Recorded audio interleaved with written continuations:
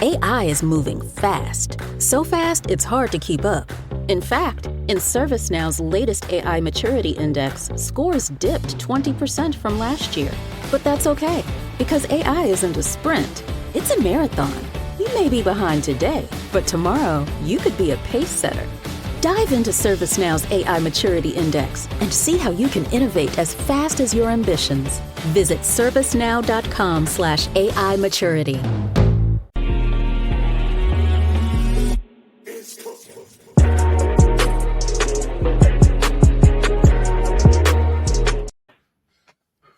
Greetings, everybody. Welcome to another edition of the Kayfabe Podcast. If you are watching us right now, it is live. It is Saturday. It is 9 here on the West Coast, noon on the East Coast. Welcome to another edition. Right now, we're normally live at 9. So what's funny is I don't want to call it. I ain't gonna say stereotypical. Don't want to be misogynistic, but notice who's on time. Notice who's on time. Okay. Maybe we should. Oh, this is gonna sound bad. I'll say it anyway. Maybe we should schedule it for maybe we should schedule it. Tell honey it's 11:30, but we schedule it for 12 anyway. I'm gonna start here. Yeah, I'm gonna start doing that. Be like, hey, let's be in here at 11:45. Let's be here. It's crazy that some thing. It'd be funny. You try to argue certain things and be like, no, that's not true. That's not true at all. But it'd be true. We really do be sitting here waiting on a woman, just like you didn't think about this outfit before. But I'll be there shortly. All right, so we'll see you in 30 minutes. Well, I'm just gonna take Murphy out, let him pee, do all this stuff. I got time, apparently. I went rebuilt the cabinets in the kitchen while you were getting ready. I saw they needed a little bit of tweaking. So yeah, that honey-do list I had, I finished it already. I did. So yeah, my bad. You missed our kids' graduation while you were getting ready. I went ahead and raised them.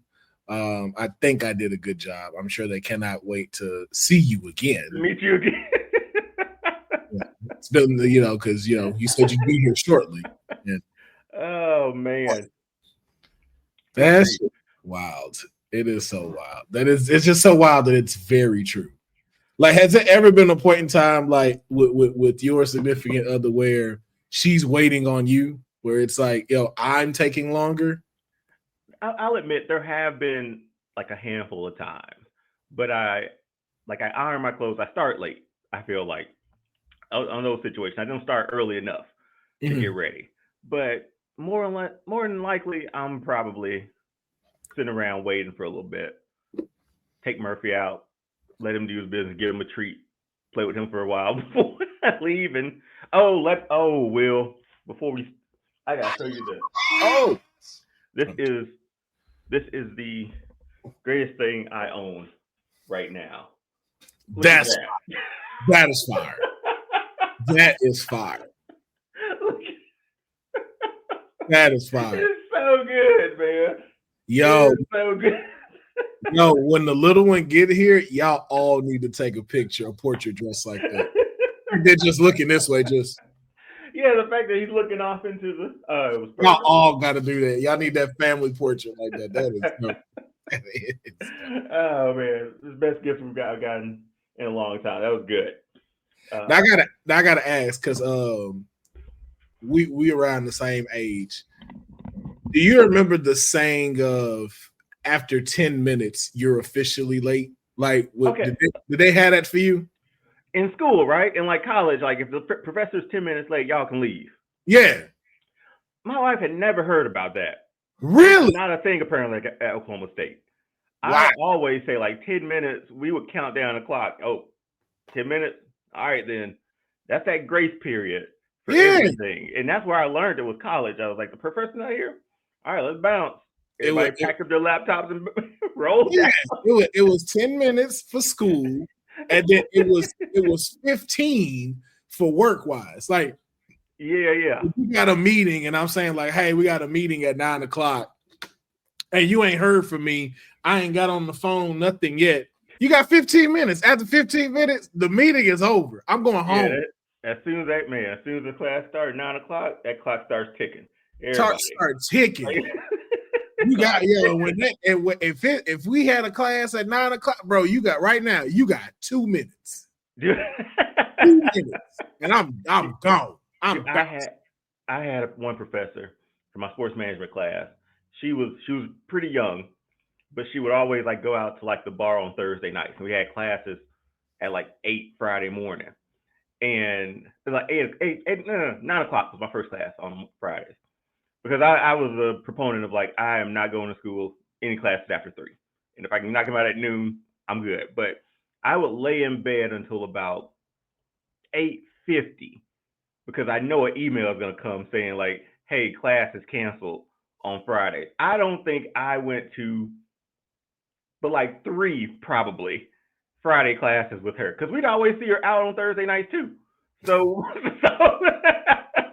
I let y'all know now. I ain't gonna be in tomorrow. Y'all can come if y'all want. I'd much rather tell us at that time instead of like I'll wake up, I'll click on the email, check it. It ain't there. All right. 10 minutes was usually her grace period before class started. Yeah. I just laid in bed, man. I was like, great, no class today. Get these extra hours in, man. Yeah. So now we gotta do this thing. What do you have to say when you're late? We gotta have something that we gotta say that fuck with us when we late. And why did I knew the hair was gonna be wet? I said, watch, the hair gonna be wet. Watch. Because again, look, we all sitting here waiting, got the keys, got everything. And of course, it shot. Who came to the party? Oh, Will, I know you're right. Will, you're gonna be right. I'm sorry for the lateness, guys. I apologize. I'm in recovery. You should see the other guy though. I bet. Oh. You know. She told us yesterday they were shutting down half of New Jersey for his birthday. That is not taking the jet over too, right? Yeah. I've never known you are able to not have people go out in a whole community so they can party. That's how you know. No, man, it was actually pretty funny. We ran into a lot of friends that we hadn't seen in a while, and we went to a bar that where we first met, which was really cool. And we had a lot of our friends there. It was good to see a lot of people we hadn't seen in a while, but it was a great time. Pat, you had a wonderful time. Now, wonderful time. When she says run into, she actually means she brought them there via Black Tahoes. I heard there was a Black Tahoe shortage yesterday at Enterprise up there. She looked like Roman rolling up to Georgia Tech. Yeah. Straight up black cars out everywhere down the street. They're like, what's going on? Is the president here? Nah, close. But it's Patchu's birthday. Yep, period. Only the best for my baby. Mm-hmm. Happy belated. We heard Ric Flair was out there. Apparently. Had the woo wings ready. Yep. Yeah. Ric Flair definitely shut the place down. We left before he did, obviously. So you see, man. I told y'all, man. If y'all watch WWT, TK is not the only one with money. But we have come up with a thing of when we're late. If we're now, you don't have to do it now because we gonna slide for Patchu's birthday. But when you are late, there's a penalty that has to be paid. So if you late again, you have to say, I acknowledge Cody Rhodes. That will be... Who made that rule? Deonne, was that you? And if I'm late, I have to say Roxanne Perez is mid. Oh, I have to say Roxanne Perez. Oh well, I'm gonna make sure I'm. But I told him, I said, this will be the only time. I said it's only fair that honey make yours up, Deonne, for you if you late. I was it's only fair. So you have to give him one that he has to say if he's ever late. Okay, so if Deonne's late, he just has to say, I got to make this good. You got to make this good. I got to make this really good. Because Roxanne is mid is very hurtful. Me just saying it now hurts. Cody Rhodes sucks. Damn. Well, I'm going to be having Will set up, making slides by the time. Gonna be up here at 11. Where Will at? Like, y'all in here yet? It's 10 your time. Why are you here? Just hey, sad to be here. Just happy to be here. Jeffrey, watch your mouth, Jeffrey. I see you, Jeffrey. Watch your mouth, Jeffrey. Okay, that was yesterday. This is today. Today's a new day. Okay, Sir Deonne. Wait, I don't want to spoil it because I haven't watched it yet. But I ain't gonna tell you. But just let me tell you, we saw a different side of Honey yesterday. I'm letting y'all know now. Really? Yo, I'm telling you. Yo, I was on one. Honey was showing out. I don't know if it was the blazer. I don't know if it was. I broke out with a blazer, Ula Fala, the shades. My hair was up. Councilman thought I was bald. He thought I was wearing a bald cap because look where I had my camera set up. Look where her head is right now. What's funny is that Patrick was thinking that he's like, that would have been totally funny if you came in bald. To Heyman it? Yeah, because like her hair was tied back. So all you saw it was in the tribal chief bun. But you don't see that. All you see is like where my head is at is pushed back. That's my big ass forehead. Yeah. And she done went all out with characters before. So I'm just like, yo, did she put a ball cap on to go with it? And then her head came on. I was like, oh no, it's just hair. It's just hair. Yeah. It was that in the light. It was given Paul Heyman advocate meets Morpheus from The Matrix. I'm not gonna lie, you had a pinch of Solo Sikoa in there too. I'm gonna be honest. When I saw you, I was like, I can see that. If you'd have put the gloves on, then it'd have been like, okay. Right. And what's funny, I was thinking that too, but the only gloves that I have that are black or red are my Bray Wyatt gloves. which his kind of look like that already. Mm-hmm. I was like, are these the ones he just didn't like put paint in the ties on? He just took. Yeah. I really hate I missed it because I wanted to be there for that one. Okay, just hint me to this. Was the outcome what we thought it should be? Nope. Deonne, when I tell you. How that's what you need to watch it. Yeah, when I let that slip away. And you know what? That's why I say when you see Honey's reactions to it, because the way we did it, there's nothing you can say because you voted it. Because basically what it was, I gave 5 categories, which was in-ring ability, mic skills and charisma, and legacy and impact, championships and achievements, and then character evolution. And you had to let me know in those 5 categories on a scale of 1 to 10, what do you rate one for each member?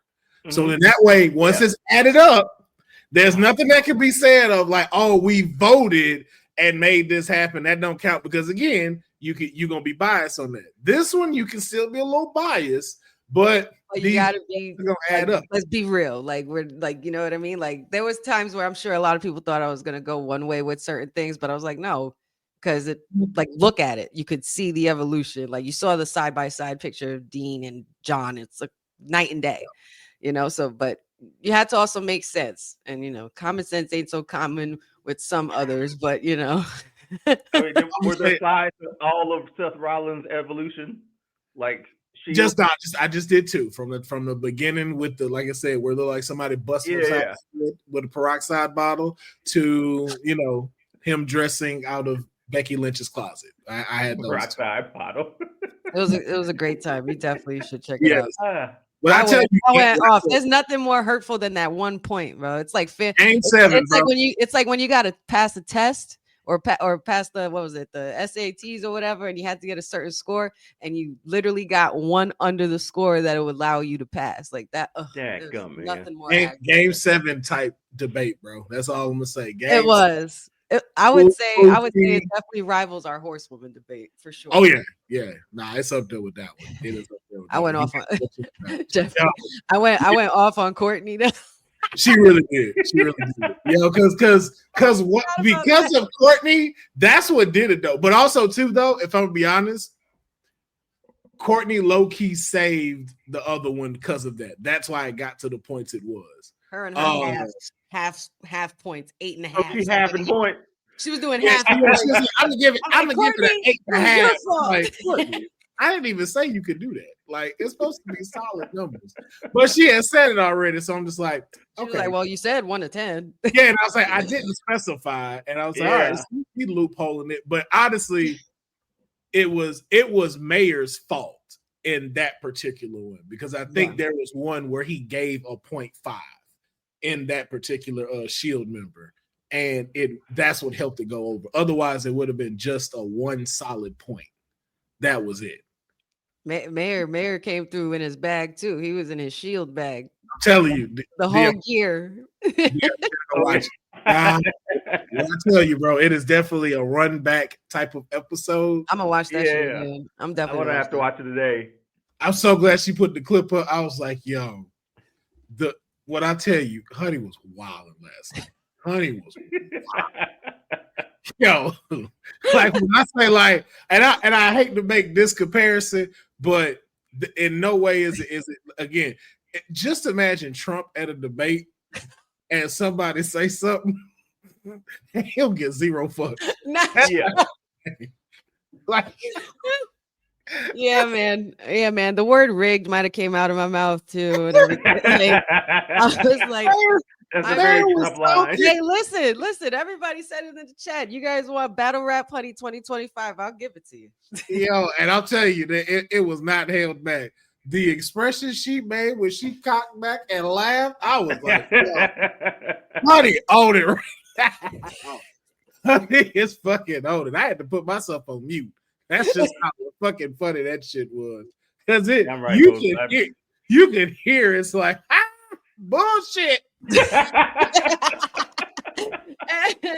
And you like what I did with the clip at the end? You sure about that? You sure about that? I was like, yo, that is just how her whole the disrespect, the blasphemy. Everything. I will not stand for blasphemy against my tribe. Honey, make wrestling great again. That's the best. That's a t-shirt. Yeah, bro, and I promise you, because what did he say? He said, hold on 1 second. Make wrestling great again. He said, Honey, that's you. We were talking about Roman Reigns carrying the pandemic era, and then the mayor. Did he or did he not, Deonne? Yeah, I mean, once he came back, what was it, SummerSlam? I can't remember. Yeah, whenever he came back. Yeah. Mayor is under the impression that Sasha Banks and Bayley, first of all, he said the best horsewoman, Sasha Banks, and the fourth best horsewoman, Bayley, are the ones that carried the pandemic era. No. Yes, and there were a lot of people, man, getting a lot of screen time during the pandemic too, who held it up too. It was, but once Roman got back for it and they were in the Thunderdome, it completely changed. Yeah. Here's my only thing with this: needle mover. Yeah, you got a t-shirt. I mean, but you know what it is? What's messed up about it is Mayer got a point. He do. The only problem is it's very unforgettable. I mean, it's very forgettable. That's what it really is.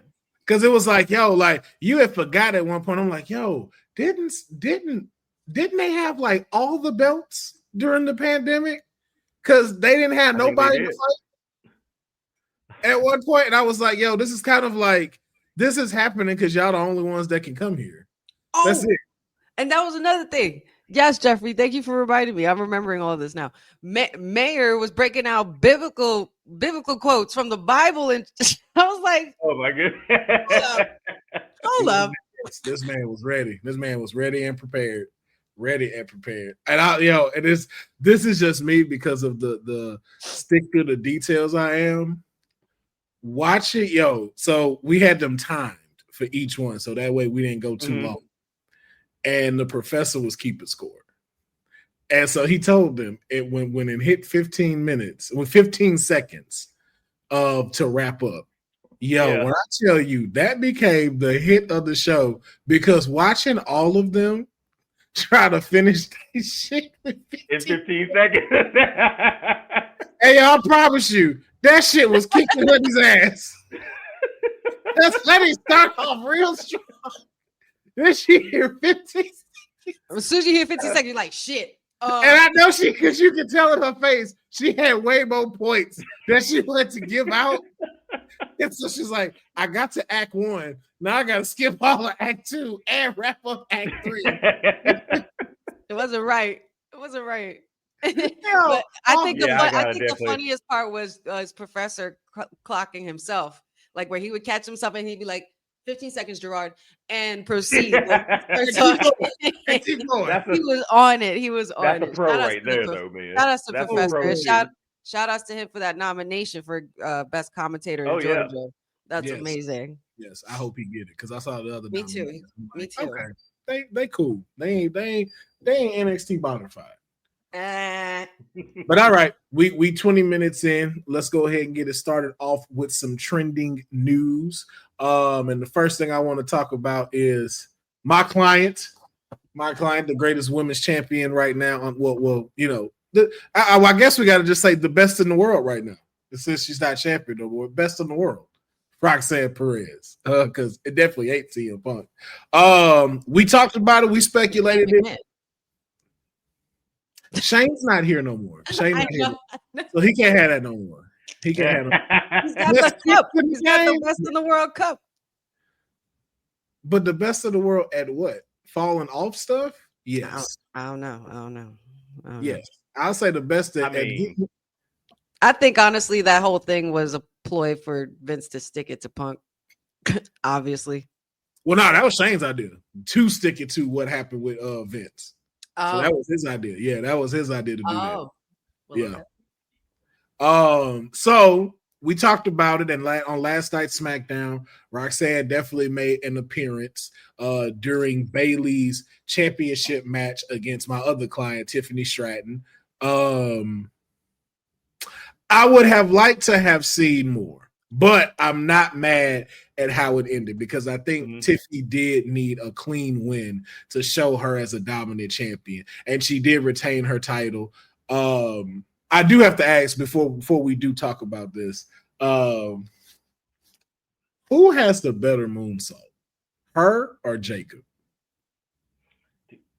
I mean, it's the prettiest moonsault ever. I just know, but Jacob nailed that every single time. But both of them do. Both of them. They both look pretty neck and neck. If you ask me, do you give it to Jacob because of his size? Because a man that size shouldn't be doing that shit. Before we've seen Bam Bam Bigelow's, Vader's, Hugh Moore's. He had a good one too.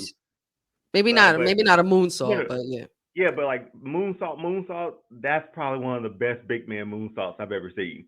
Especially the degree of difficulty for him to get up there. And yeah, Jacob's wild, man. But I personally love his toss up Samoan drop so much better. He's solid on every end. Okay, does Charlotte not have a really good moonsault too? She does.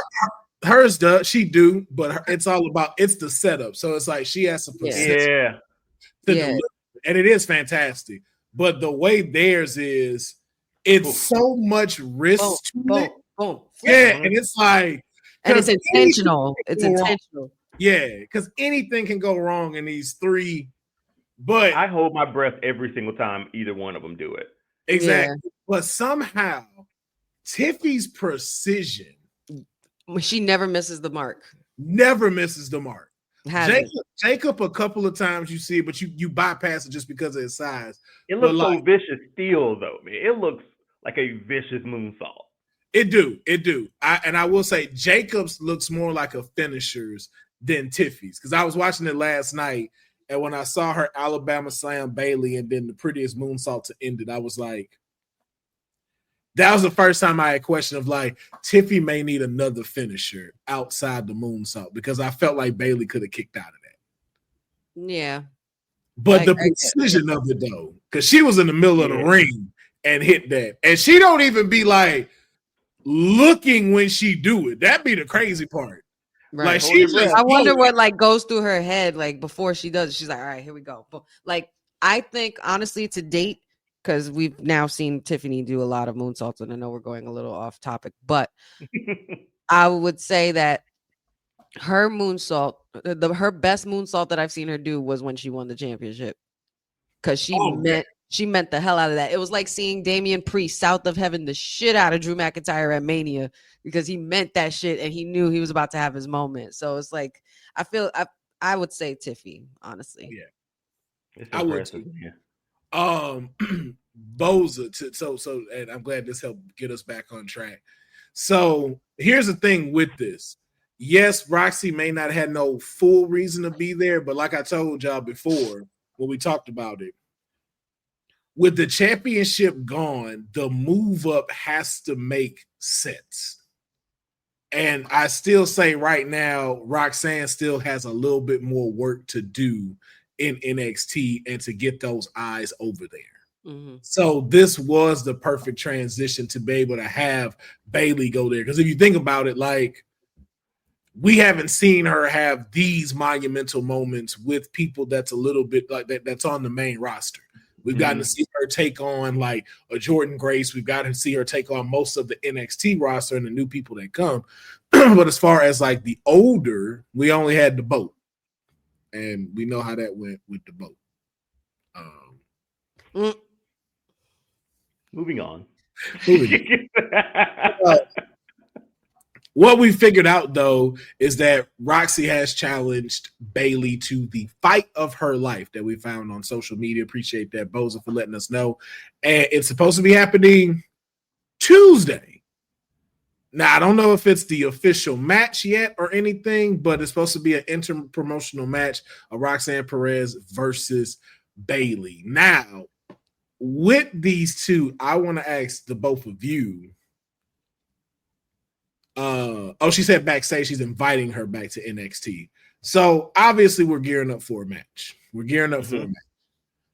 Between these two and with the transition Roxanne is in, where should this happen and what should the match be? Because you got the first Iron Woman, which is Bayley, versus the first Iron Survivor, Roxanne Perez.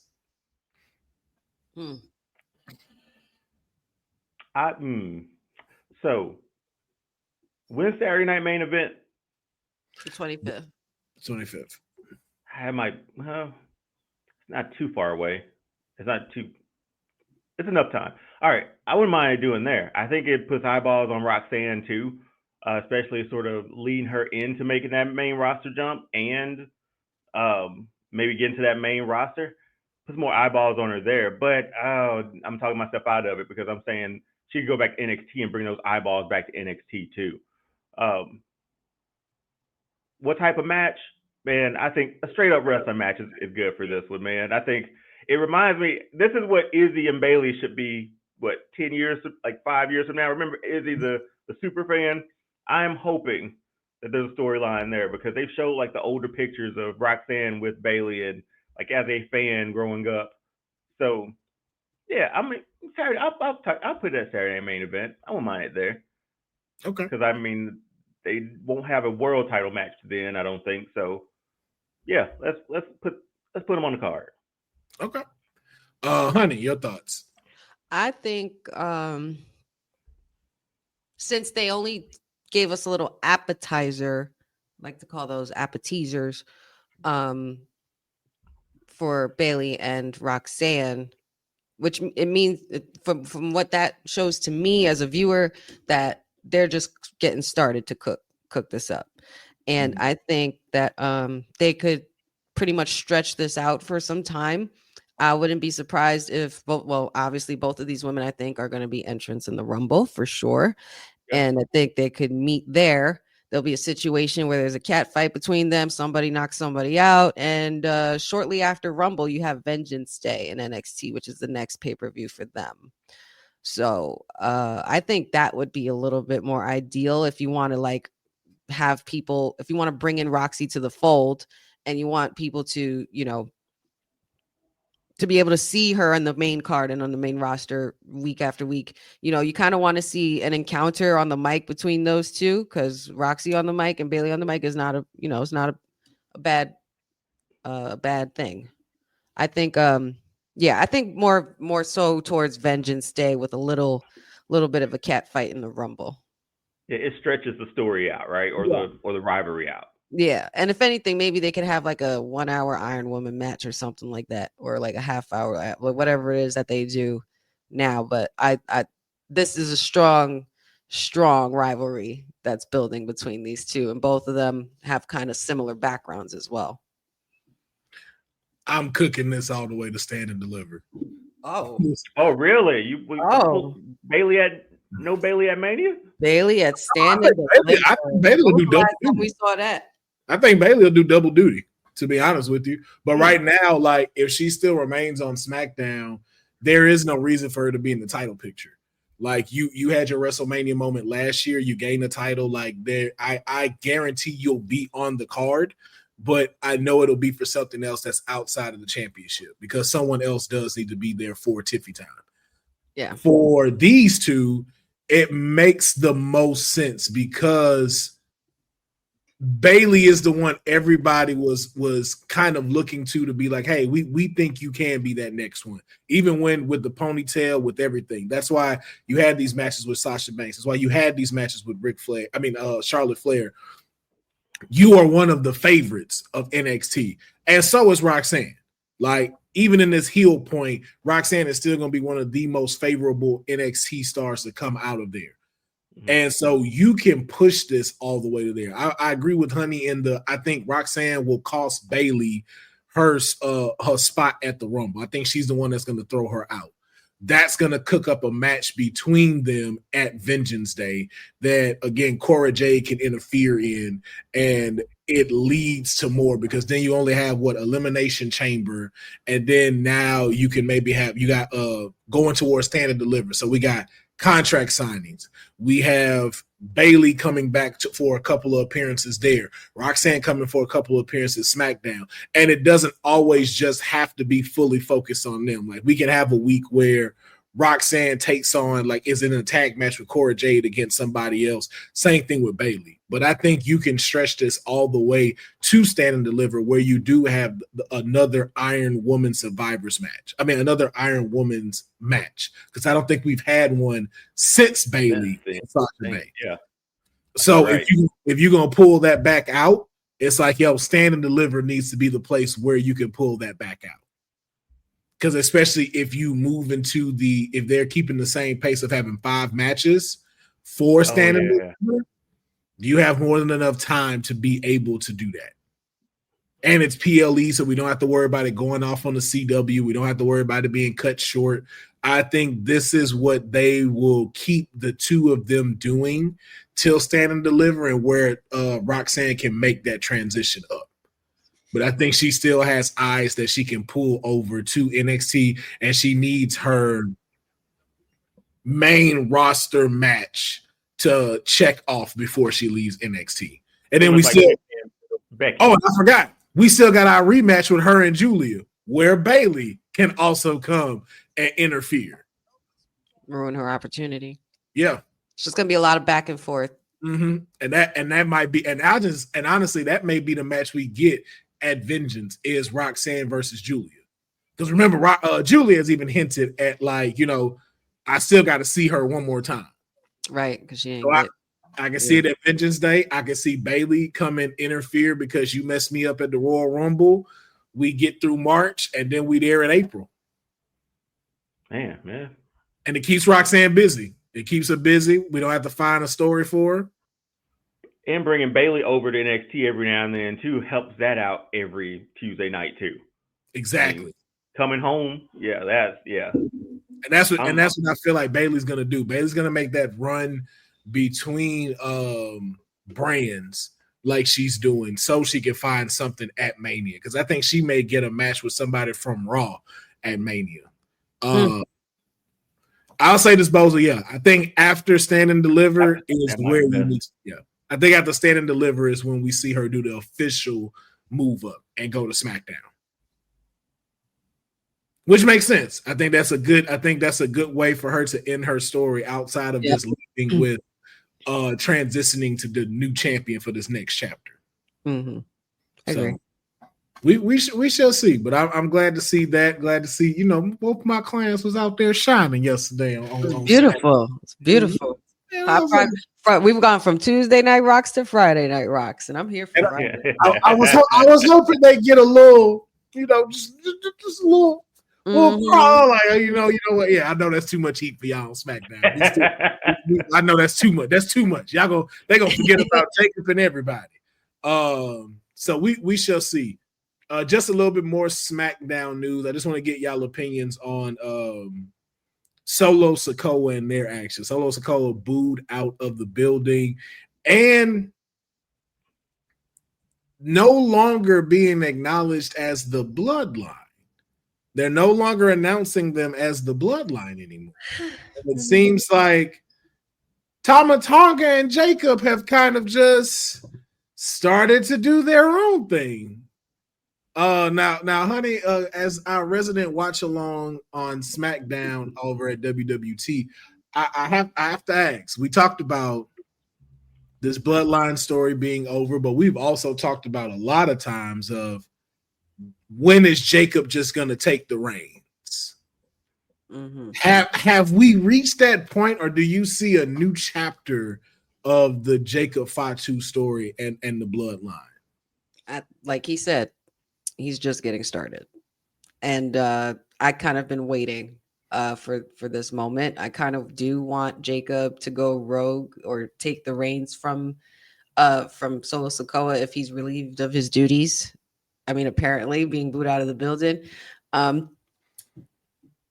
It's so funny because I always say on Friday nights when I do the watch along, I will never acknowledge Solo as my tribal chief, but I will acknowledge Jacob Fatu. I will acknowledge him. Maybe not as my tribal chief, but I acknowledge him more than I would acknowledge Solo. And I think everybody's really ready to see Jacob at this point. He's been here since August? Yeah. He came back. He came in August, and since then, and he's been on fire ever since. I feel like it's crazy. It's already like half a year that he's been. Yeah. That's what I was thinking. Like August, and he's already made such an impact. So now it's time to go see him do his thing. And he's got the big man on Saturday night main event. Braun Strowman. That's gonna be insane. I feel like there's just going to be carnage, and there's going to be a point where this fight is not going to stop, and the ref is just going to have to stop the match. Yeah, at least that's what I see. I want absolute chaos. But I think Jacob is ready. I think Tama Tonga is ready as well. I always favored Tama Tonga more than I did Tonga Loa, no offense. But I wonder when Tonga Loa. We know what it is. I just wonder when he'll resurface again as well, because I know he had gotten injured, but yeah, I mean, this is only the beginning, and an unhinged Jacob Fatu is something I am totally here for. The face he made when he was out there looking at Jay is ridiculous. He was just, and it wasn't even like a man. It really looked like, yo, this dude's insane. Yeah, this guy is not well up. No, him breaking off now. I think it's time. I think the momentum's there. Solo's bloodline story is pretty much done, but he's yet to acknowledge Roman. So I'm sure we'll get to that point too. I don't think we're gonna get that. That's still a longer. Will that not happen? Longer bloodline run than the original. Because watching him today, like watching him last night, it's one of those of like, I could see him not showing up for a little bit, being able to take a break and go do something else. Like I don't know, because it's like, yo, like seeing that and seeing how strong Jacob is, and it's like, yo, them letting like the dogs have been let loose. It's like, I don't see anything of the Roman bloodline story intercrossing with theirs. Like you could just tell, like that is completely done. Like it is completely finished. And I think the only thing you may get where you see something is both of them in the ring at the same time with Roman at the Rumble. I think that's it. Like I think they really have moved past the whole. Oh my God, the Samoan bloodline in the Rumble. Jacob in the Rumble. Oh my God, Jacob in the Rumble. That's gonna be ridiculous. But more news too. We also found out more Saturday night main event that Cody Rhodes, Kevin Owens, champions, champion versus champion, will be. What are we doing, Deonne? What are we doing here with your boy? What do you mean? What are we doing? You say it. I'm not saying this make your dude look a tad bit weak. How does it make him look weak? Bro, first of all, why are you acknowledging that Kevin Owens is champ? He's not acknowledging. Yes, he is. marketing department has he's been acknowledged saying that. it for weeks that he's the rightful champion. And like, bro, there's no way you would have convinced me to like, yo, if I'm the champ, I'm like, bro, we not putting this fake ass title that he bought over there. We're not hanging this up with the champ with my championship belt. I am the rightful champion. I'm just like, yo, because I even went, I was like, this let me know if they went too far with this. Because I was like, I went to WWE.com. I was like, if y'all really wanted to push this, y'all should have had both of them in the championship section showing. Oh my goodness. WWE champion. But it don't show that. So I'm just like, what are we doing? That's the full buy-in right there, Will. I wish they would have done that too. That's the full. Yo, both of them just side by side. Like, I'm like, yo, they didn't do that. So I'm just like, okay, what are we doing? What are we doing with this? Because if it wasn't for Cody, none of this would be happening. like, how your man's let this dude walk around like that with a belt? It's like he beat him up, took one of his toys, and he keep running around with his toy and saying, this is mine. This is my rightful toy. But that's how we get to that match, though. So Cody can eventually do that and take both titles. Well, so we're gonna see Cody lift up 2 titles. Why not? Yeah, I mean, you wonder why we say he's in it for himself. I'm just saying. I mean, hey, listen, man. It just sounds like he's just trying to follow footsteps. That's all it sounds like to me. He's trying to follow the footsteps of the tribal chief. Oh, like Triple H held up both titles. Yeah, that was cool too. Yeah, that was dope. So we doing all of this so we can get that photo up. 1,200 days. A photo, really? She tight. No, I'm telling you, I promise she's tight about that Shield debate. Anytime we mention this, I'm telling you, it's gonna come up. She is tight about that. We should do a watch along for that. I'll tell you, yes, we should. Yes, watch along for what? For what? For the Shield debate. Have a watch. Oh my god! Oh my god! Yes, I would totally do that. I would do that. I would. I'll wait and not watch it. We can do it because I haven't seen it. We can definitely do that. But I also want to get y'all thoughts real quick because I know I don't want to say on too much trending news because we're getting at 40 minutes now. The moderator for the contract signing between between Kevin Owens and Cody Rhodes, the Heartbreak Kid, Shawn Michaels. How we looking with that? Did we land it? Anytime I can see Shawn Michaels. You said hit the music. I'm not finna pretend that I'm finna moan like a girl, but it was in my head. Hey. You thought about it, but he's like, nah, I'm gonna stop. Because that's a clip that's gonna. Well, exactly. I do that to myself. If we went live, we might have did it. Because we live and we know Dylan be somewhere lurking. I know I'm sexy. Well, that'll be my new say it. Henry. Right. How do you not jam to that though? Like there's no way. Good. I mean, it's like one of the greatest theme songs ever. It's a jam. It is the jam. And honestly, I'm not mad at it because I'm here for Shawn. Yeah. Any like Deonne was about to say, I'm anytime I get a chance to see HBK, I'm all for it. And please let me hear the music. Scale of 1 to 10. Kevin Owens getting sweet chin music. 10. Yeah, same here, man. Cody might if he speak out of turn. He might super kick both of them. I don't think Cody will. I think one has a history. You know that. Mm-hmm. Just go around super kicking everybody. I just can't stand. AKA Ty Dillinger, AKA Shawn Spears. Man, just walking down the hallway, walking down the hall, getting super kicked is my favorite one was after the stand when he kicked the guy and all the papers went flying. Yeah, he just walked up. Beautiful. No, it's Shawn, man, like a legend. He's killing it in NXT. Anytime I get to see him too, especially in this capacity, him on the microphone. I mean, all he has to do is pretty much be the authority figure for the contract signing, I guess, you know. Yep. And it gives again an opportunity to like hand out a kick to Kevin Owens too. I'm sure he can get that leg up one more time, man. I think he can. Oh yeah, really can. Oh yeah. Also, I think I don't know when the last time Shawn Michaels was on a Saturday Night Main Event, but I think that's pretty exciting to have him there. Oh, yeah. And to moderate for Cody and Kevin In San Antonio, that's in San Antonio. Like there's it writes itself. yeah. I think that was a good pairing. I'll be honest too. This Saturday Night Main Event has me a lot more hyped than the returning one. I will say that. I like the matches that we're getting. But I will say very, very, very quickly, should Saturday Night Main Event have happened the time it's scheduled, or should it have happened after the Rumble? I think it's a good lead in because Rumble, you're going to be full on like champion. Like we got our WrestleMania main events, right? Yeah. So it allows us to get some matches in before Rumble, before we got to kick it into gear to get to Mania too. So I think I like the spot.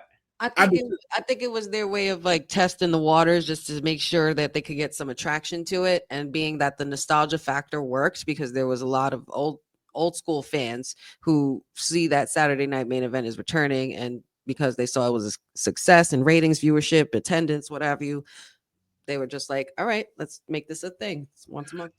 Yeah, I agree with it as well. A lot of people I saw in the IWC wanted to be after Rumble just because of what one of the main events would be, which is Jay versus Gunther. And, it's kind of that people feel like, they can kind of be predictable about what's going to happen because the Royal's coming. Yeah. Right. And Jay has already said that he's going to be there. But again, we've mentioned before, Saturday Night Main Event is, if we're doing the timeline, it's the side mission. It's a side mission that has to be displayed for NBC for people to enjoy. That's of a newer audience as well. Standalone thing. Yeah. So that we know that, and that they are integrating some of the stories to lead into what the big main stories are, like, which is Royal Rumble. So that's why it's like, it's better for it to happen now, because trying to come do this after the heat of Royal Rumble, it's just going to fall short. Yeah. So it's like, this is a great place to do that. So now I want to move on to this guy.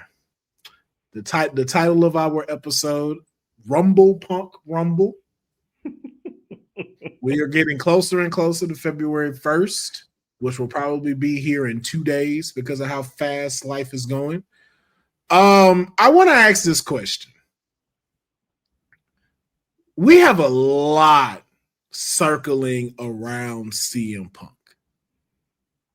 And it seems like it's starting to become the CM Punk show a bit, if you will, because we have him circling the main event of WrestleMania.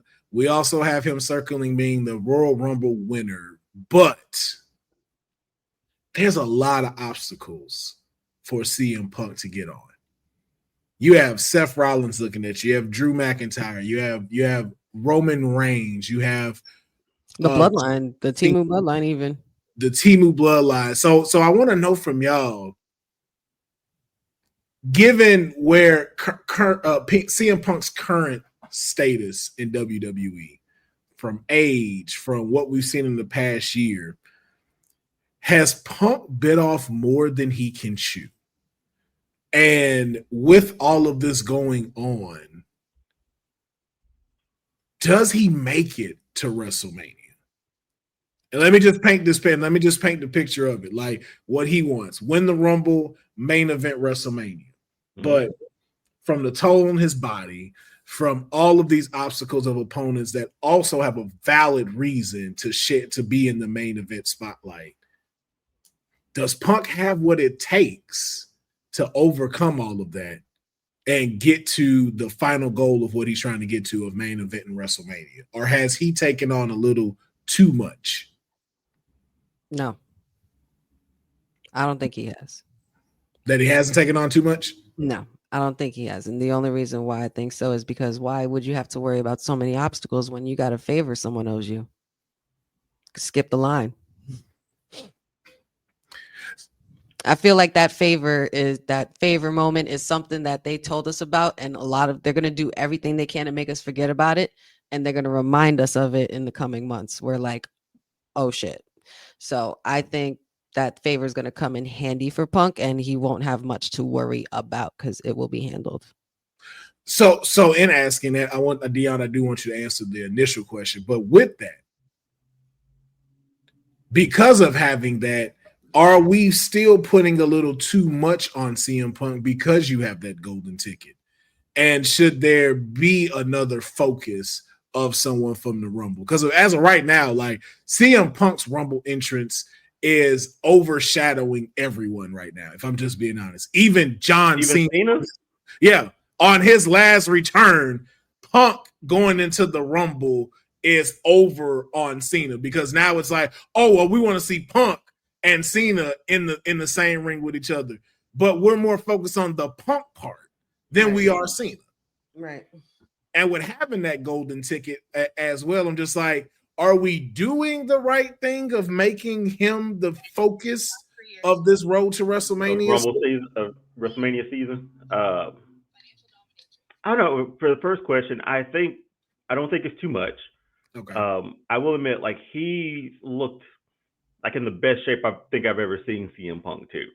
Like even at his age, he's in pretty good shape. Granted, he's had a lot of injuries leading up to that, a lot of toll on his body. But given the schedule that he's worked so far, like his toughest match with last year was Hell in a Cell when he came back for that. Yeah. And there's been a good little break between that, unless he's doing like the house shows. Yes, he does. I never noticed. Yeah, because it came out in a towel one time. But I don't know. I think the focus. Tell me who else we should be focusing on, because the rumor was last year that he should have won the Rumble, or that he should have main evented WrestleMania or been in that championship match last year. I think him having that. You're right, Will. I'm following his story more than anybody else's WrestleMania story right now. Really? So you don't say. Even more than Cena's. Okay. He's got the title already, honey. He's got the title already. Well, right? I mean, if it wasn't for your boy, maybe CM Punk would have had that spot in that main event. I'm just saying. Honey, I'm trying to answer the question, okay? I'm trying.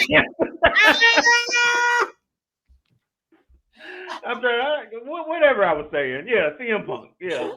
Win the Royal Rumble. Go into WrestleMania. Use this favor. Yeah, whatever. Honey, it's all yours. I'm just playing with you. You know, I'm just busting you, man. Oh, he was like, you know what? Whatever. I don't even remember. Man, 2025, y'all gonna be sick of me. He was like, I don't even remember what the fuck I was talking about. Whatever. CM Punk. No, it ain't. Whatever. Championship, hot dogs, Maryland, whatever. We got it. I'm sorry, Deonne. I'm just messing with you. Oh my God. I gotta let Deonne finish his story too. You know? I appreciate it. I really appreciate it. I think, oh man, Will, what else you got, man? Next subject, man. Next subject. We done. Yeah, I say the same thing. I think you asked the right question of who else would we have the main story be on the road to WrestleMania? And I don't think you have no one else that has a stronger opinion than CM Punk for it. You can make a case for John Cena, but it's only because it's the farewell tour. And Roman's in it too. But the against for Roman, we need to see you not headline WrestleMania, because we've seen you do it, almost 5 years in a row. It's gonna be weird not seeing him close the show. Well, but again, too, now we're at a point where we have a second night, so he could still close the show in night one. Yeah. And that's still a big ticket draw. Like, that's not something that we can still like knock down and say, oh, well, you know, it's not Sunday. No, you main evented WrestleMania. WrestleMania just happens to be 2 nights now. And I have no doubt that he could get night one, but we need to see a new character when the highlight reel goes. Who is it? It has to be CM Punk. It has to be CM Punk because we saw it with Drew when we all came back from the pandemic. There's no one there like Rollins is great, but it's like, again, we just had this debate about Rollins and the Shield thing. Rollins at this current point is not main event WrestleMania push. And it could go back too because of how much we've seen him. Yeah, and not enough to, like, you're right. Go ahead. I'm sorry. No. It's the same thing. It's just this is the right story to focus on. I know people are more looking at, okay, can he carry this all the way through to WrestleMania?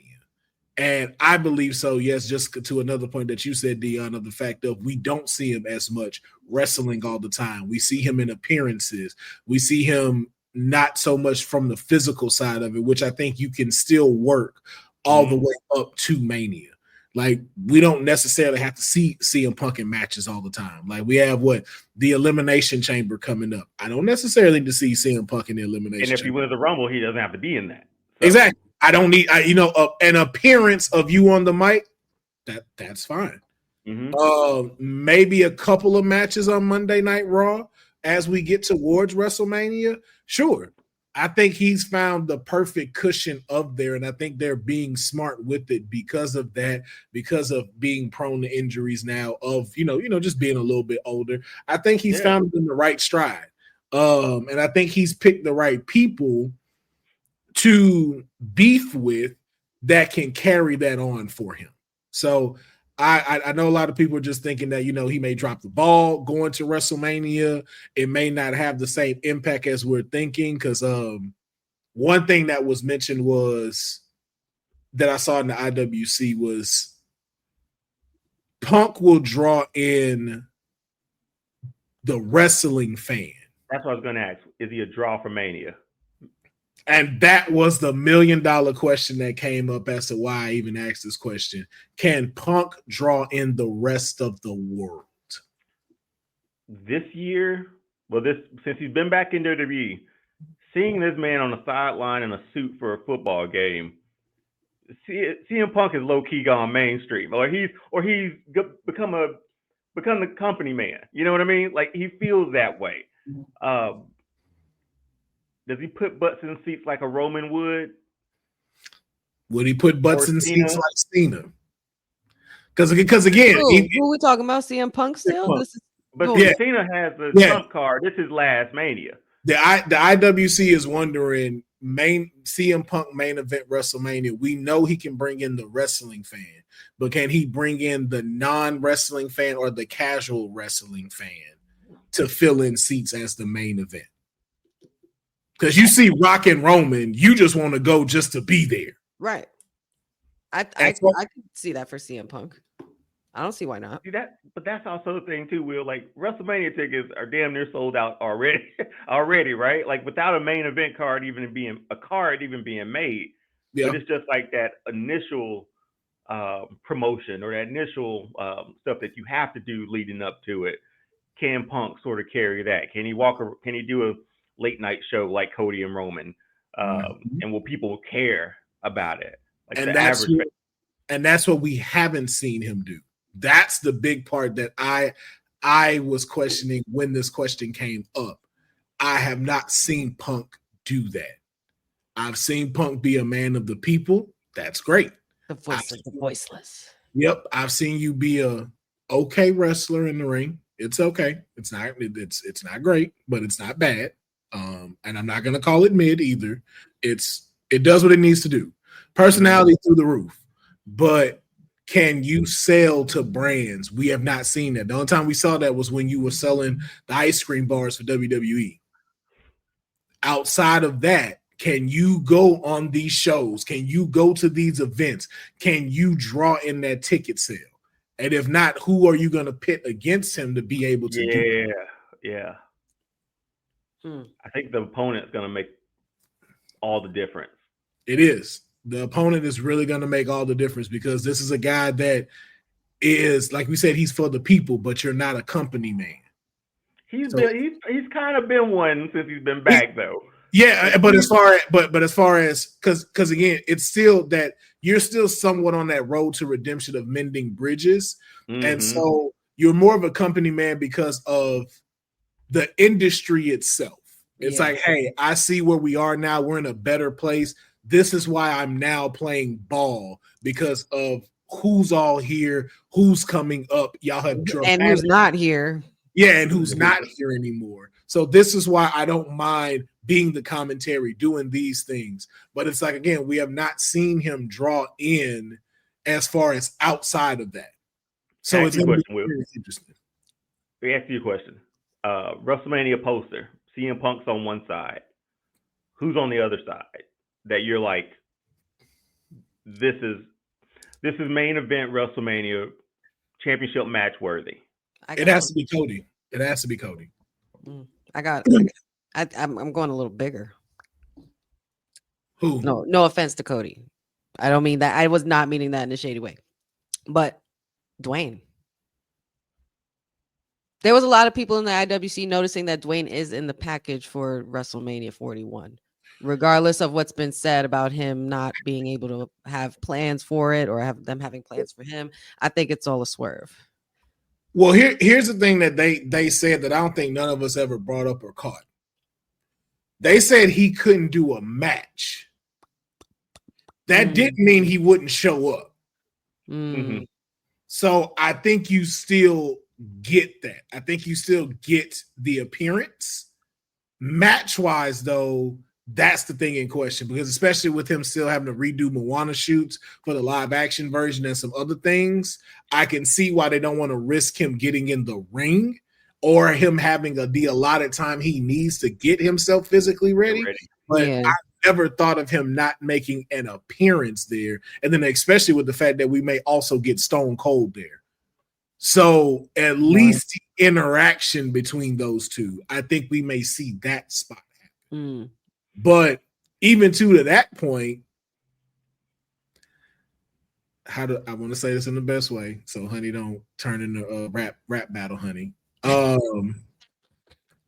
CM Punk's and Rock's story is not strong enough to headline WrestleMania.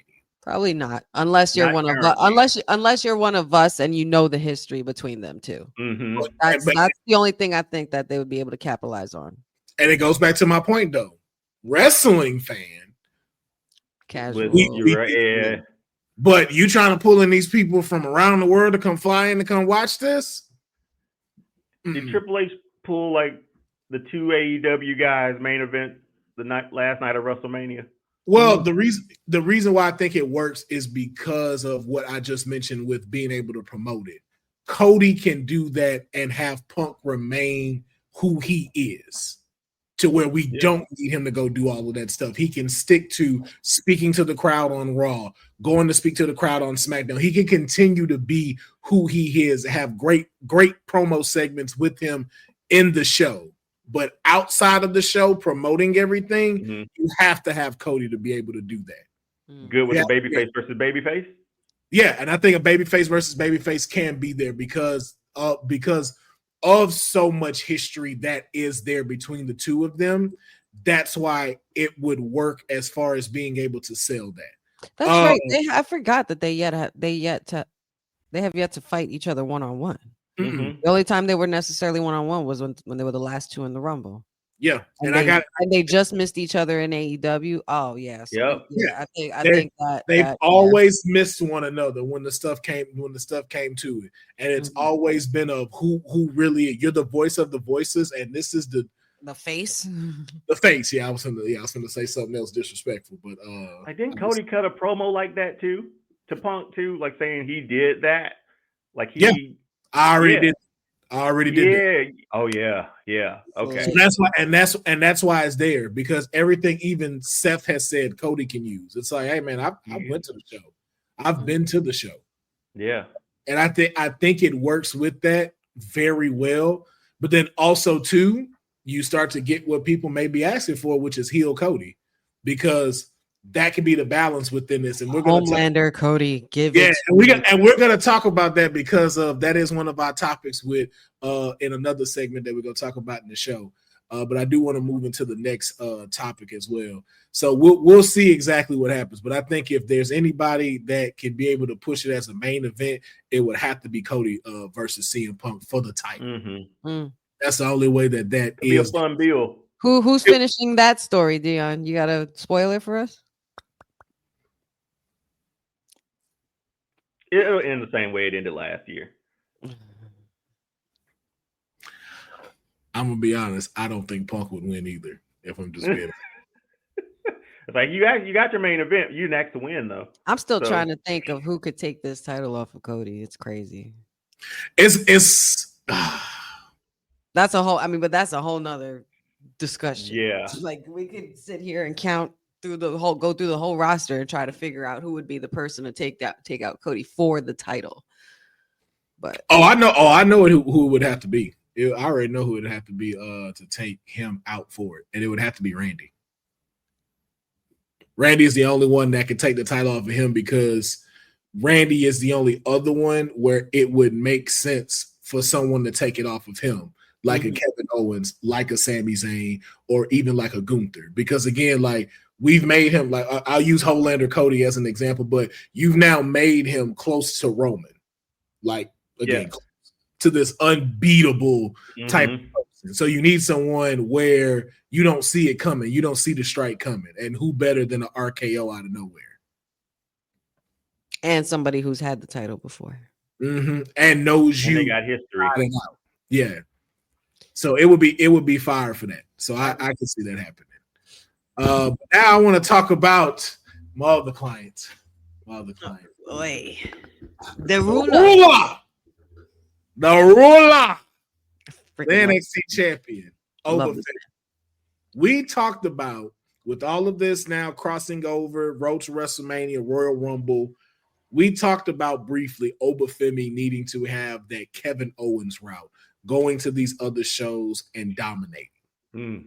And something that was hinted at us when he returned on the NXT after winning the championship was Tony D'Angelo coming out and hinting at a title versus title.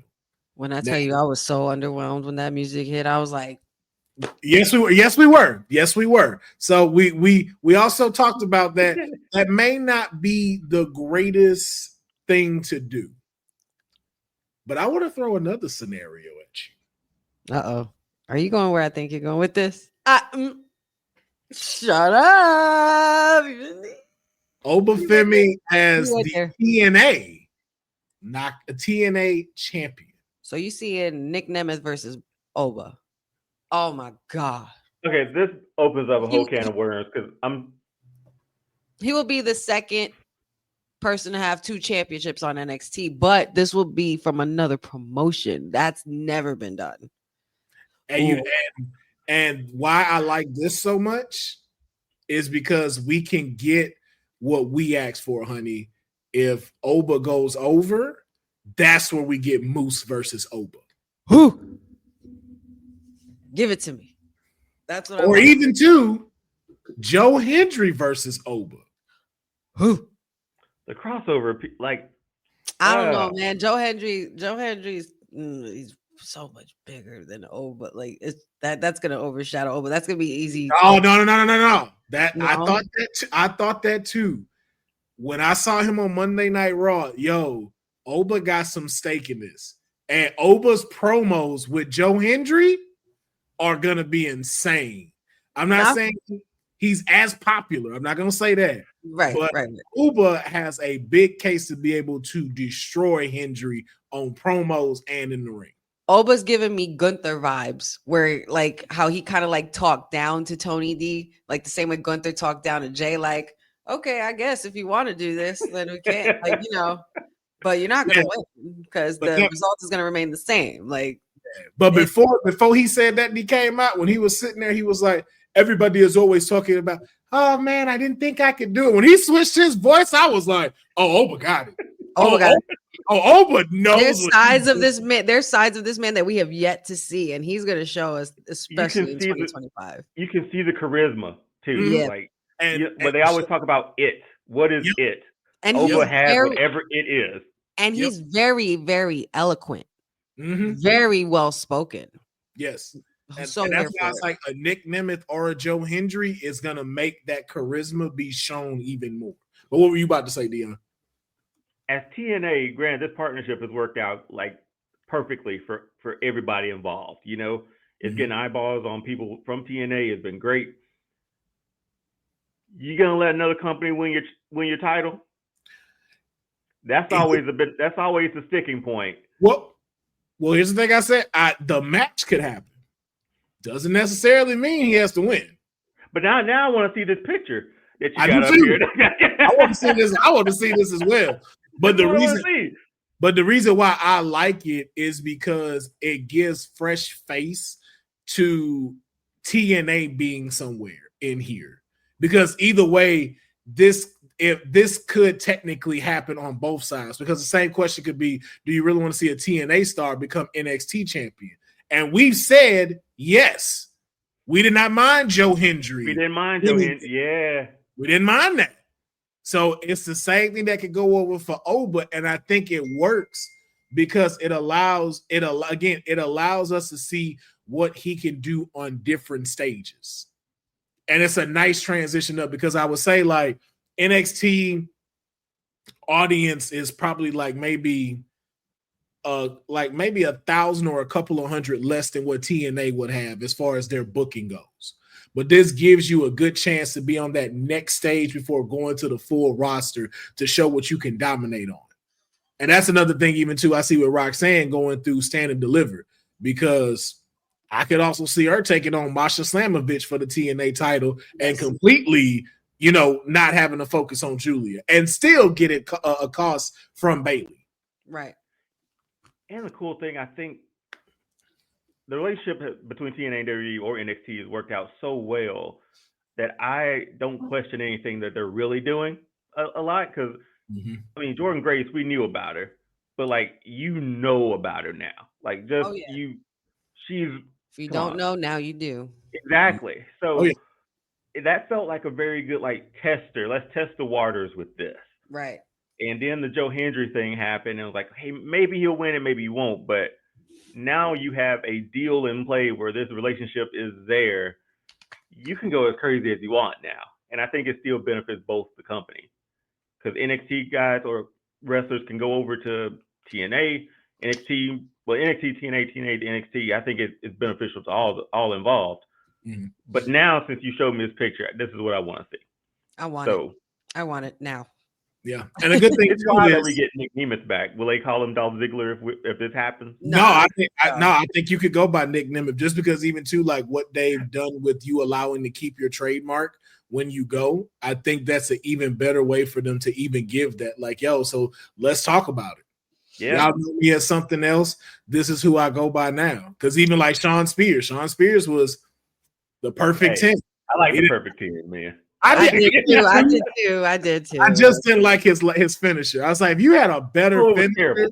I didn't like his finisher, and I didn't like that vest that he would come out in. You didn't like the jacket with the skin, the glowing. When it glowed and stuff, I just didn't like the design of it. It was just odd. Big ass collar. Yeah.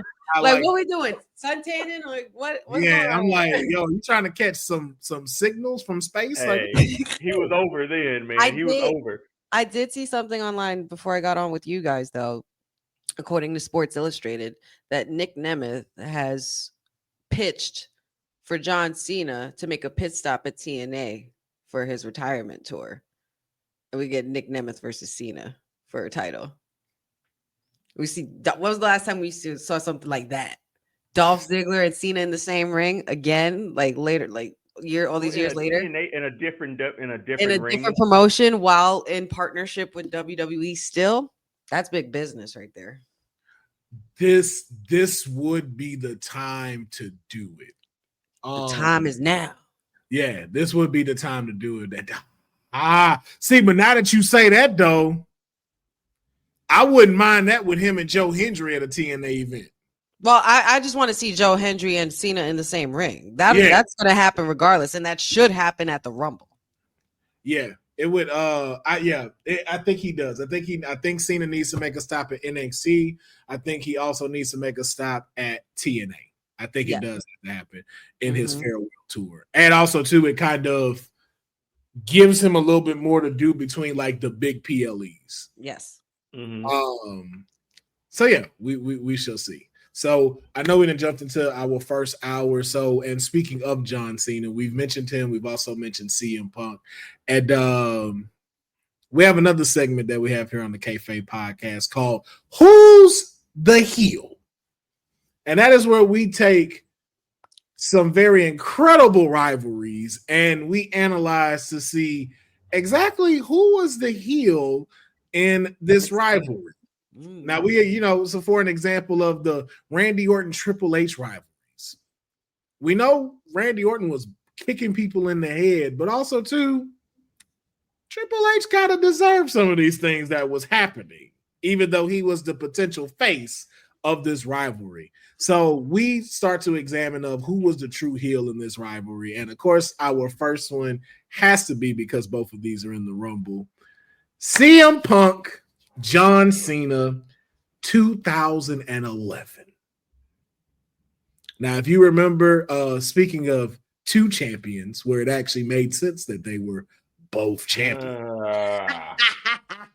Not just walking around with a belt saying that they're the true champ and whatnot. I don't know what Sammy and Kevin be on, man. They be wild.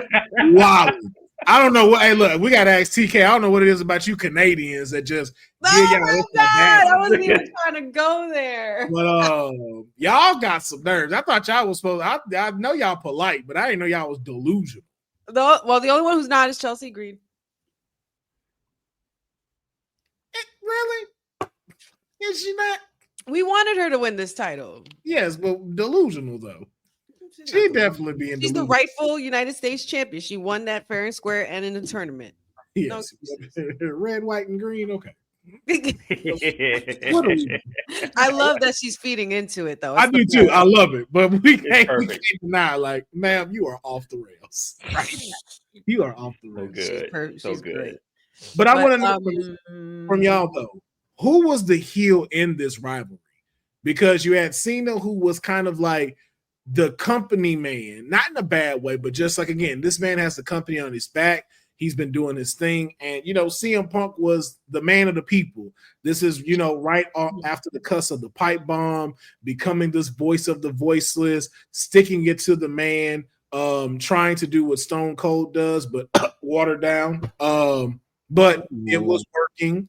We know it culminated at Money in the Bank, where CM Punk's contract was up and he was the current WWE champion, and which was very funny too, because watching that, and Honey is gonna love this, made Bret Hart's screw job more significant in watching this, because seeing Vince's face with CM Punk holding the title and blowing him a kiss, like, ooh, I get now why y'all screwed Bret, because especially the way Punk was acting. And just imagine if there was an AEW there at the time.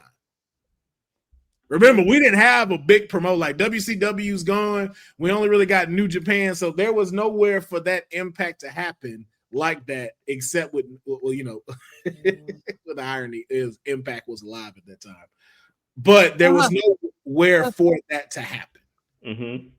But you can still see in his face as why that was significant. But I want to know from y'all, because we start to also see a shift in going from cheering John Cena to booing John Cena.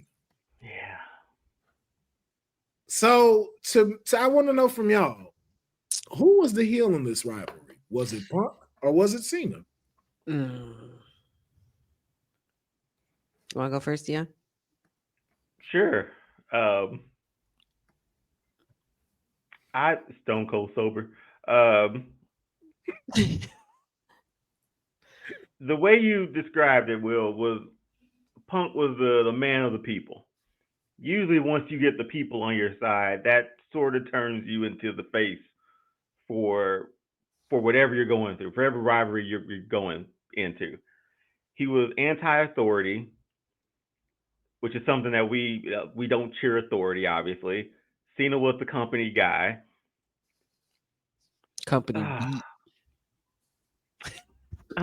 Y'all still haven't come down from this debate from yesterday, apparently. I'm telling because the slick jabs in here have been like it has. Yeah, I'm telling you, bro. It's because you weren't there yesterday, so you got to catch what we was catching. She was celebrating her husband's birthday too. Between that and the birthday shenanigans, man, my brain. I'm sorry, y'all. I'm sorry. Right, man, I love you, Tina. She got a pink balloon suit on. She not playing. She is not playing with us. Pink balloon suit. Yes. Oh, man. And it's velour, not balloon. I said velour. Oh, I thought you said balloon. No, this is velour. Nah, that's the southerner in me. I'm gonna start Harlem shaking in a minute. But But Deonne, please continue. My bad. If the way that you read it, if I'm listening to it and I never watched this, I would think CM Punk was the babyface and John Cena was the heel. Okay. Put up against having an authority figure behind you to say, don't lose my title, make sure you win. And he didn't. And just in this picture alone, if you told me like who's the babyface, who's the heel, I see a genetic specimen of a man in John Cena, and then I see just a common man in CM Punk. Yeah, exactly. That's what this looks like to me. In the moment that I was in it, though, I was like, Punk's full on heel, man. He felt like it just because I didn't boo Cena. I liked Cena, but anyway. All right. Yeah. So then, honey, let me paint it for you like this. Then you have Cena, who is trying to keep the company afloat. At this time, we were still getting ready for this transition into the next era of what was going to happen, which was, I guess if you want to rate it, the PG era was on the foot.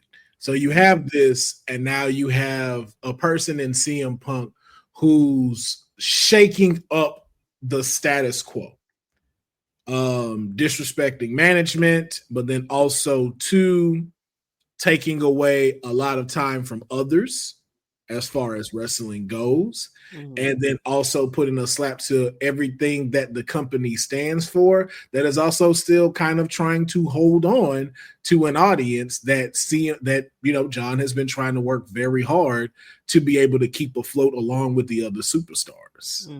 Now, knowing both of these versions and watching Punk go in for himself of taking the title and just running, who's the heel in this story? I think it depends on the perspective of the person you're asking. And if you're asking Honey in 2011, John Cena is the heel. I was so anti-Cena, anti-authority. I love anybody who liked to bend and break the rules.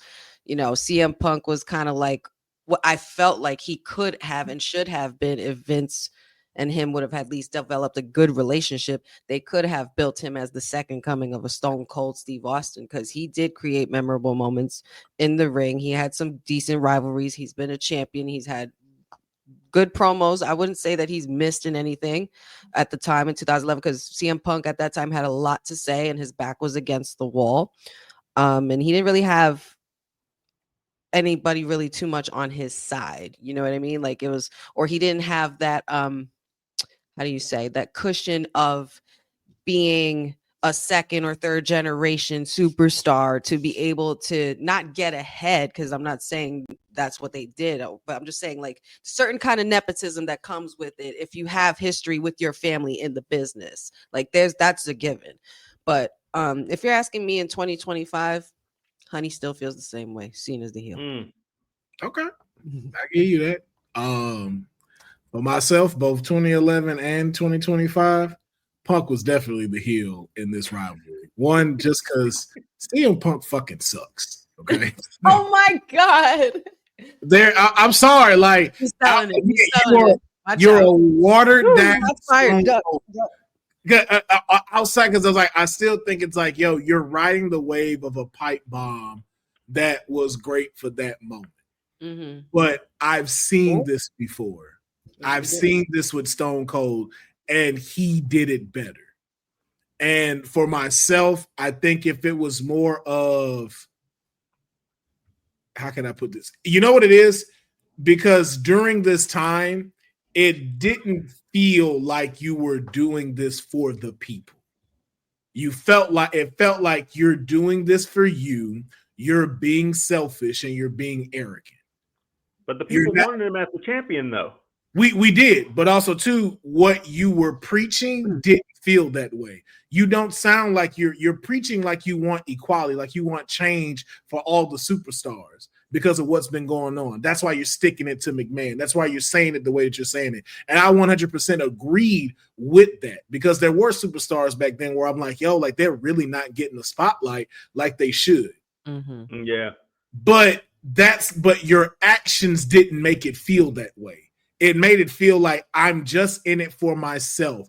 I want to be an asshole to this person, and I'm going to leave off like this way, and I'm going to use John Cena as the catalyst because he's doing everything that they need him to do.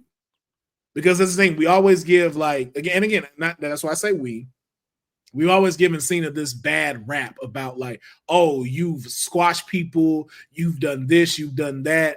And then the older you get, and of course, older we get, we start seeing the villain side as to why this is going. We came to learn that, like, that's not John Cena. John Cena does look out for folks. John Cena has tried to leave something better than when he found it. He's not a Hogan. Mm-hmm. So when you start seeing that more, and it's like you start analyzing Punk, it's like, yo, it's still that feeling of you taking your ball and going home after when The Rock made you have to step down. And even then, if we're talking about it, what made you think you were a bigger draw than The Rock? And again, you had more times where it seems like you're doing it for yourself than you're doing it for the people. And that's why I even got to the point of calling him CM Punk ass, because of what you don't practice what you preach, or at least it doesn't come off like that.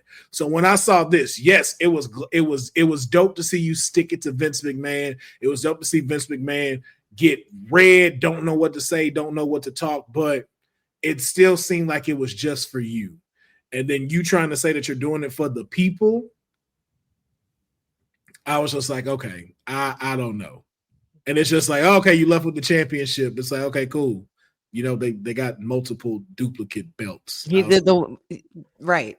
And that I understand too. But I think that also that Punk was like, I got nothing to lose. I don't give a damn at that point. Yeah. He was like, fuck it. Like, you know what I mean? And he didn't give a shit. And it was literally all about sticking it to Vince, period, on his way out. Yeah. So, and then it was like, you didn't. And then too, to that point, you left and you didn't leave it better. Nothing of what you did made it better. What's crazy though about this with these two, because this was such a good rivalry, John and CM Punk. The reason why it worked so well, they did actually have a great relationship, and John Cena actually liked CM Punk, and CM Punk like John. CM Punk openly has said many times that John Cena at the time was probably one of the only people he liked, because he would actually listen to him and try to understand him. But when it came to the corporate side of things, Cena had his hands up. There's nothing much else you could do. But even if you are the golden boy or not, but they both had each other's respect, which is why the rivalry worked as well as it did. And I mean, CM Punk did what a lot of other people could not do. Yeah, and that's why I stopped. I said I stopped calling him CM Punk ass for that, because it's like, yo, you have major men's, you have done your thing, but it's just like, you definitely and I definitely think just when this particular one, the picture you painted, it didn't come out the way you were trying to describe it. Right. Mm-hmm. Like it was like he had an idea of how he wanted to create it, and then when he created it, it was just a mess of shit. And it wasn't what it was supposed to look like. Yeah, because it was like once you left, I was just like, okay, well, I guess that's it, right? That's it. And I really, really, really thought even then that we were never going to see that man again in WWE ever. But once Vince left, he was like, yeet.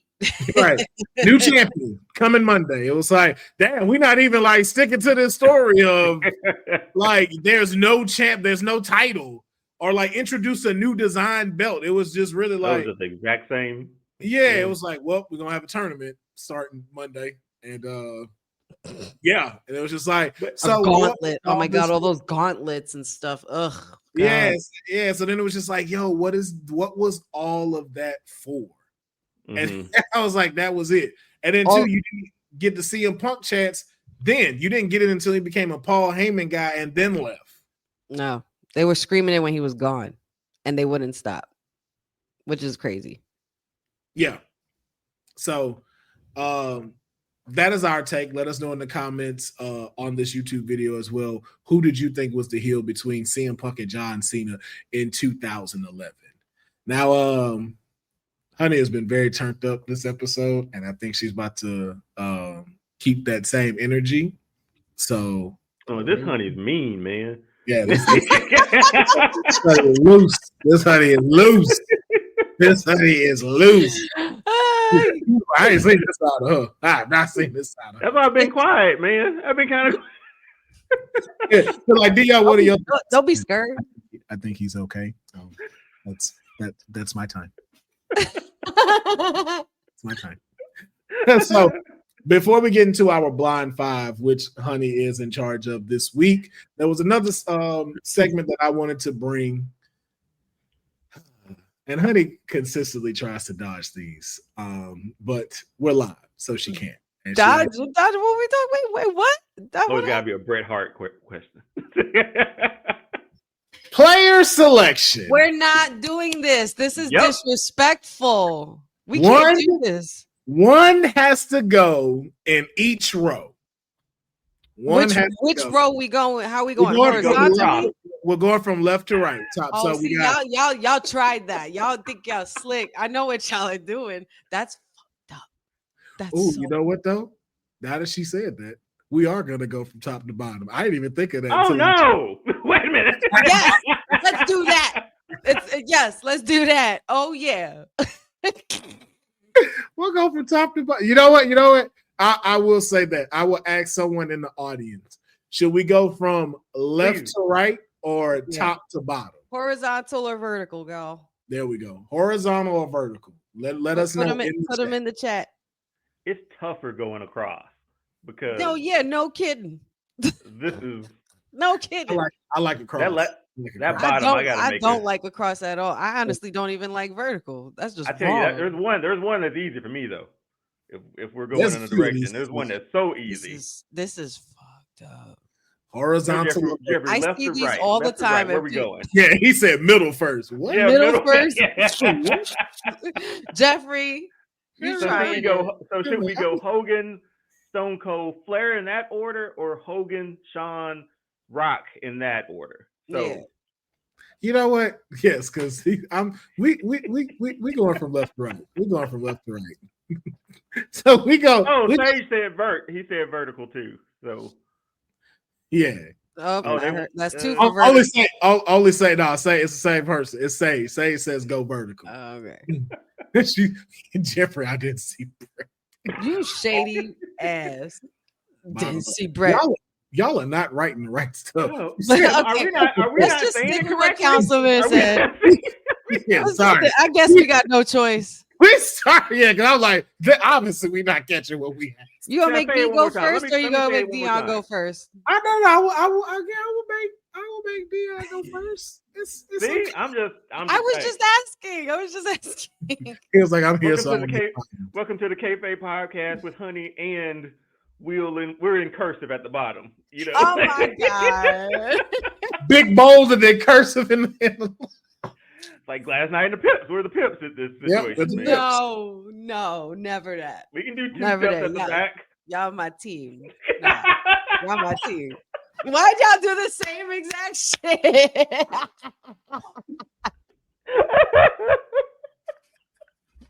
Clip. Oh man, that was too perfect.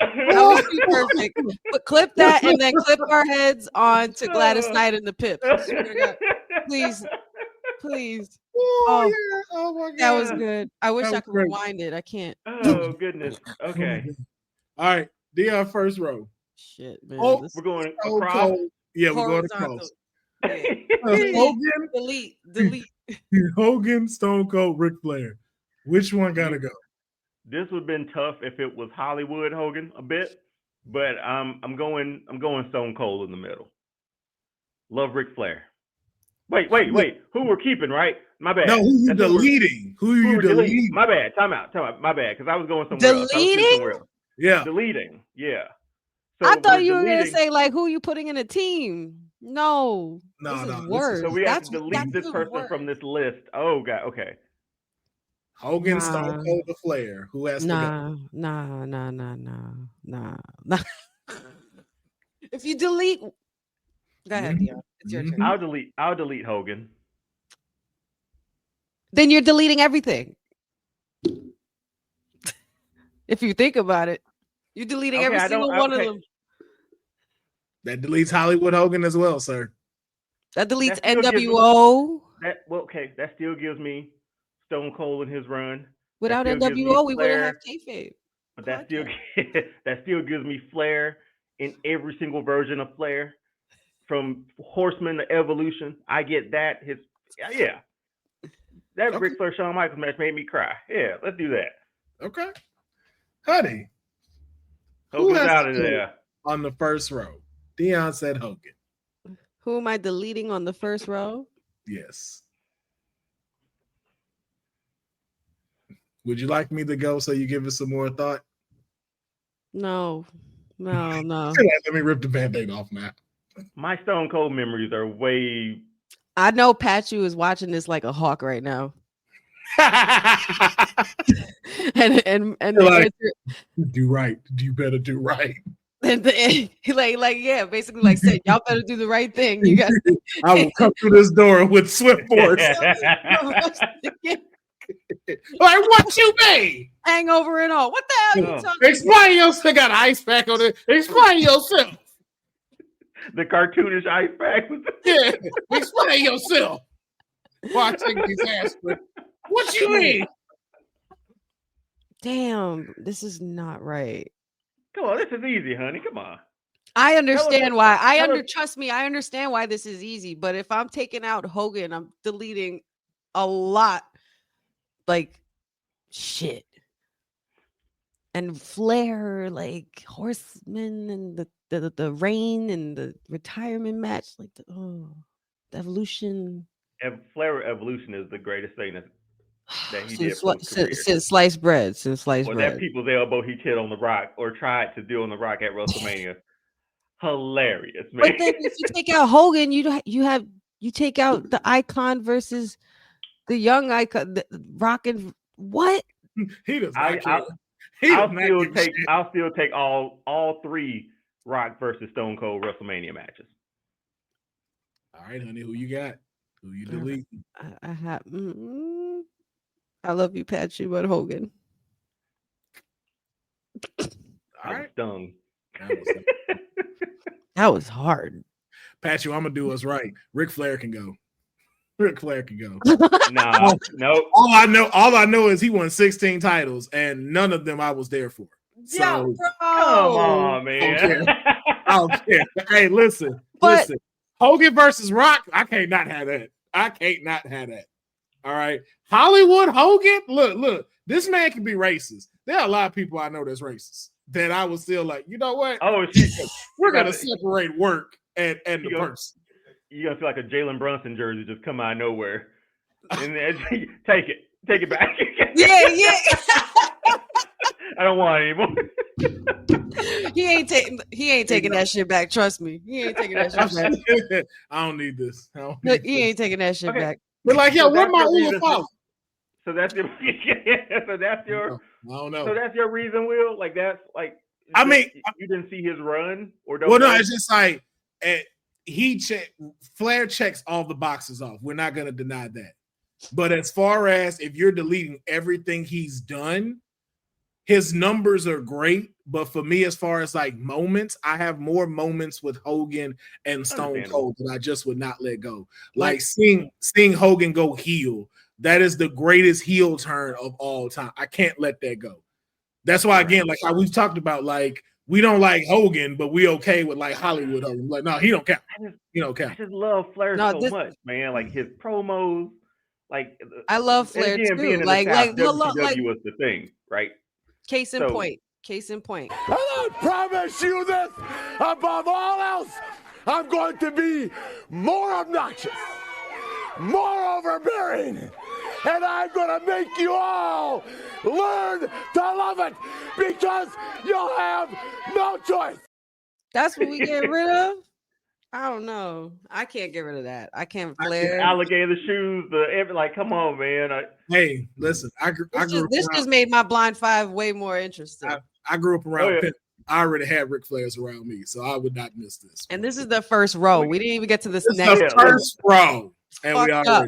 But again, I said if we had to get rid of it and everything that's done, like Hogan has too many memories instilled in everything that you just can't replace. Stone Cold too. Like Flair is incredible. Flair is amazing. But as far as like if it had to like get erased, if we had to Thanos snap it, that's the one whose moments are not as iconic as these. Hey, brother, I don't feel so good. But man, I think for me, because I took Hogan out, I've loved Flair matches, man. Like I love all of his matches. They were always fun. The man never hit anything off the top rope. It was amazing to know that was the running gag. But who drew you in to wrestling? In this understandable. Row? All three of them, though.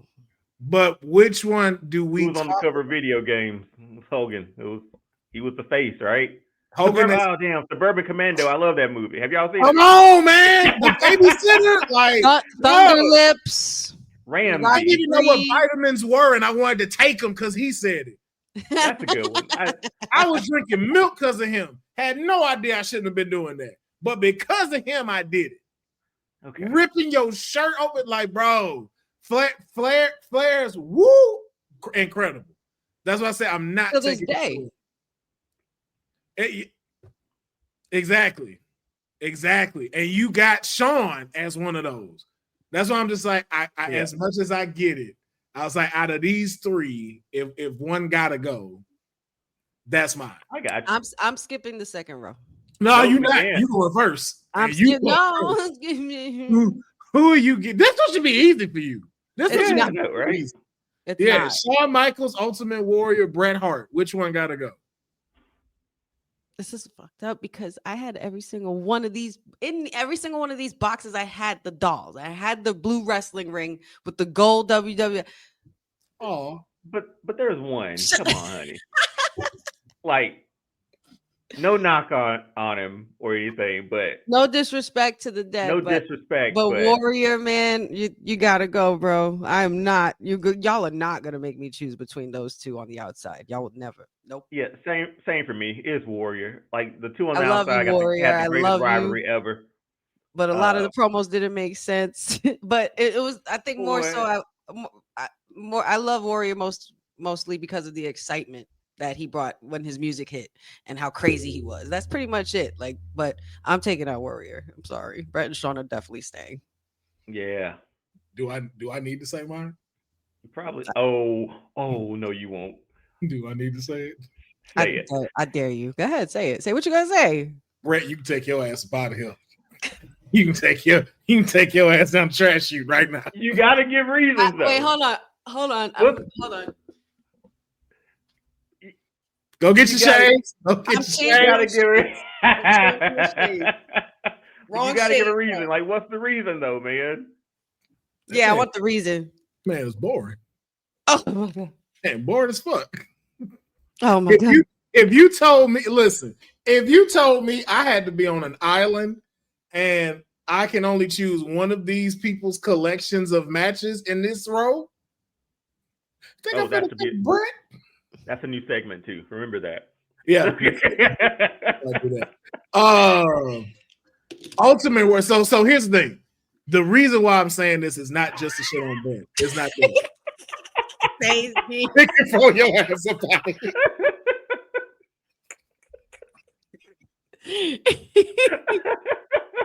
I'm like, well, you just trolling now. You're and imagine if he actually do though, like he'll be like, man, get out of here. I'm gonna go ahead, just slide out, be like, put it in. All right, y'all. Thank you for coming. I won't tap. Oh my goodness, man. Councilman will pass out before he taps the Brett Sharpshooter. Exactly. But no, Ultimate was the same way with you. Like I grew up on Ultimate Warrior. Like his presence, everything, Yeah. the run into the ring, like that was entertaining for me. Like now, matches wise, if we're talking about like who had the better matches between the two, ain't no fucking contest. It's definitely Bret Hart. But everything about Ultimate Warrior, then winning the double titles, like for me, hey, again, this is our opinion, okay? Okay. I can And feel free to let us know y'all opinions as well. And if I'm throwing it out there, and if we go be honest, since you want to go there, Ultimate Warriors run, time-wise, and Brett's height where he was great is the same length. Am I wrong? No, you're not. But I get, and I get your point. What are we talking about?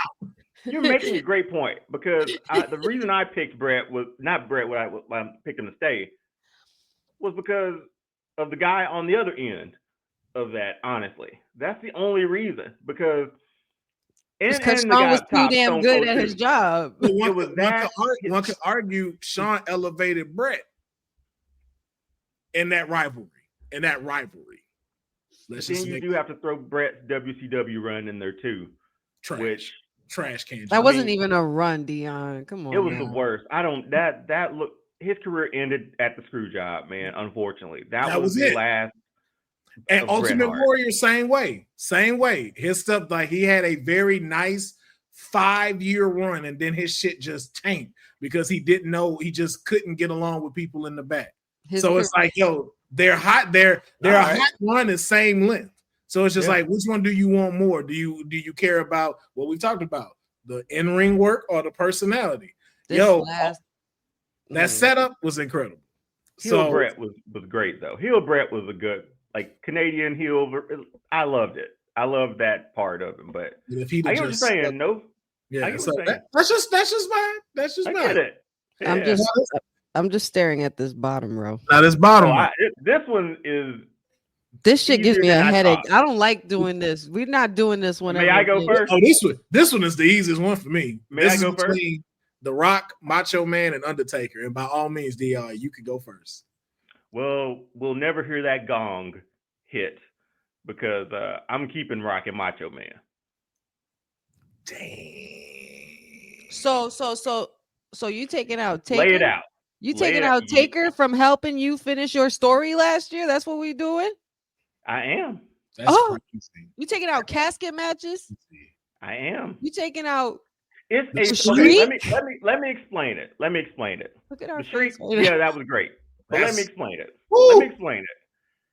It's about how characters make you feel, right? Mm-hmm. The Rock is like that one wrestler that I saw at the beginning, like when I really started like getting into wrestling. He was the coolest guy I've ever seen in my life. So he was the first wrestler like I actually like loved. Macho Man promos. I broke an ironing board doing a diving elbow drop when I was a kid on a Bash and Brawler. No lie. Like, jumped off the couch. First of all, everything in that sentence. I had my thing, Bash and Brawler. You smashed my head. That's the crunch when you hear the bones crunch. Yeah, like do you know how small that thing is? I'm just. I just saw the visual as you said it though. Yeah, as a kid just jumping off the couch, man. I'm like, you don't care what you land on. You did not care how you land. He's like, I'm trying this shit. He's like, fuck a pillow. Give me something this small. I'm going. Couch ain't big enough. Get the ironing board out. What? But Macho Man's promos, Macho Man's legacy. Oh God, there was I may have gotten go get your switch. But anyway, it's the way Macho Man makes me feel as like when I watch him wrestle, when I hear his promos, great. Undertaker, great. Will, we had a discussion one time. You talked about who had to leave, and I don't think I picked I think I was like, yeah, you can get the Undertaker out of here. I lose the streak. I get it. I may lose Kane because that's one of the greatest storylines ever. But the first greatest story ever told. But Macho Man and The Rock, that charisma was just oozing too much for me to not attach myself to them. So Macho Man, and that's the reason I eat Slim Jims, man.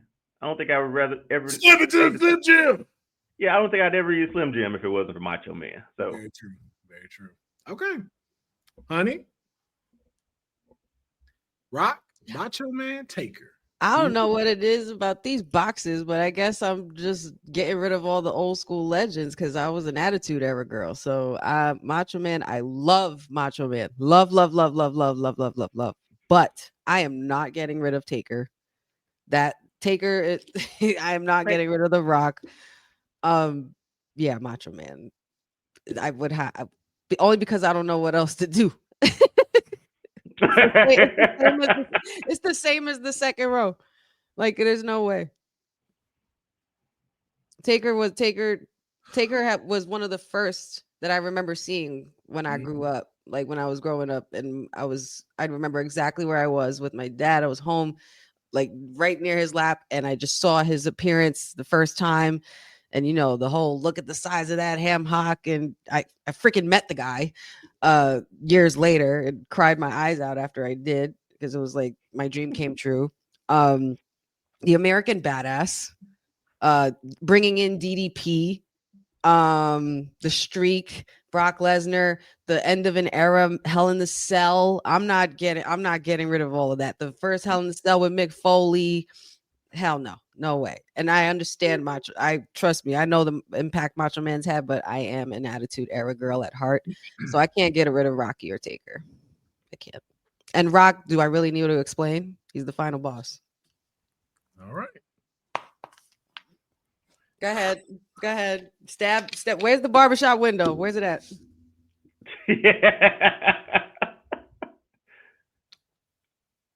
Here's why The Rock could go in this lineup.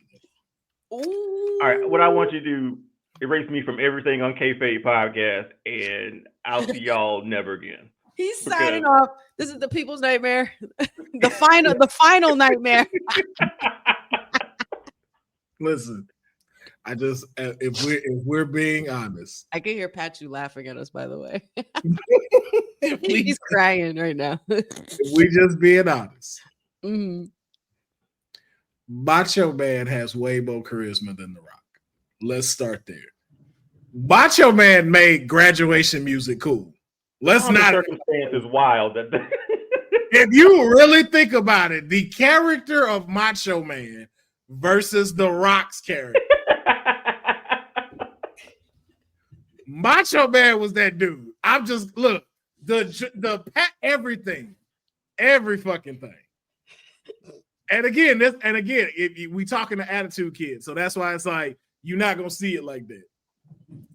I would say from there, storyline wise, Macho Man. Clearly, I cannot keep this bullshit up, so let me just stop. I was trying to keep a straight face.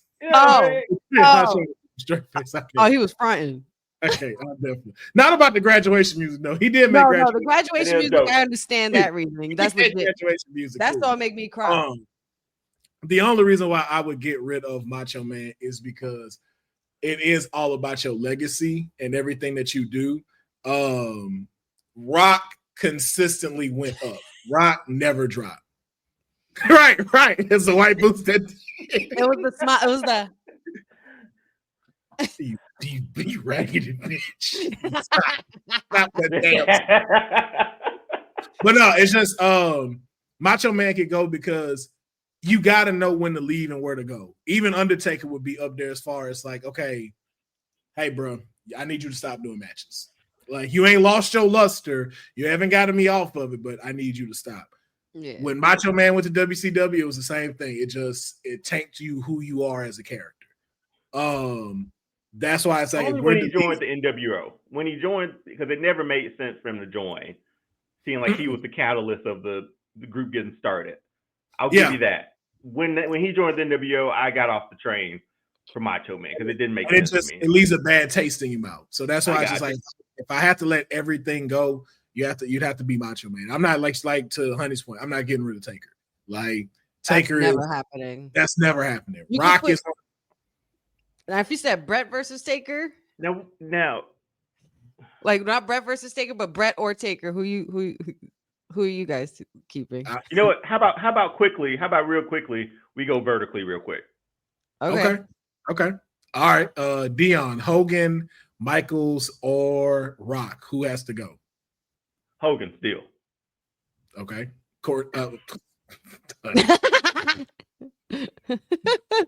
Who has to go? Hogan. Yeah.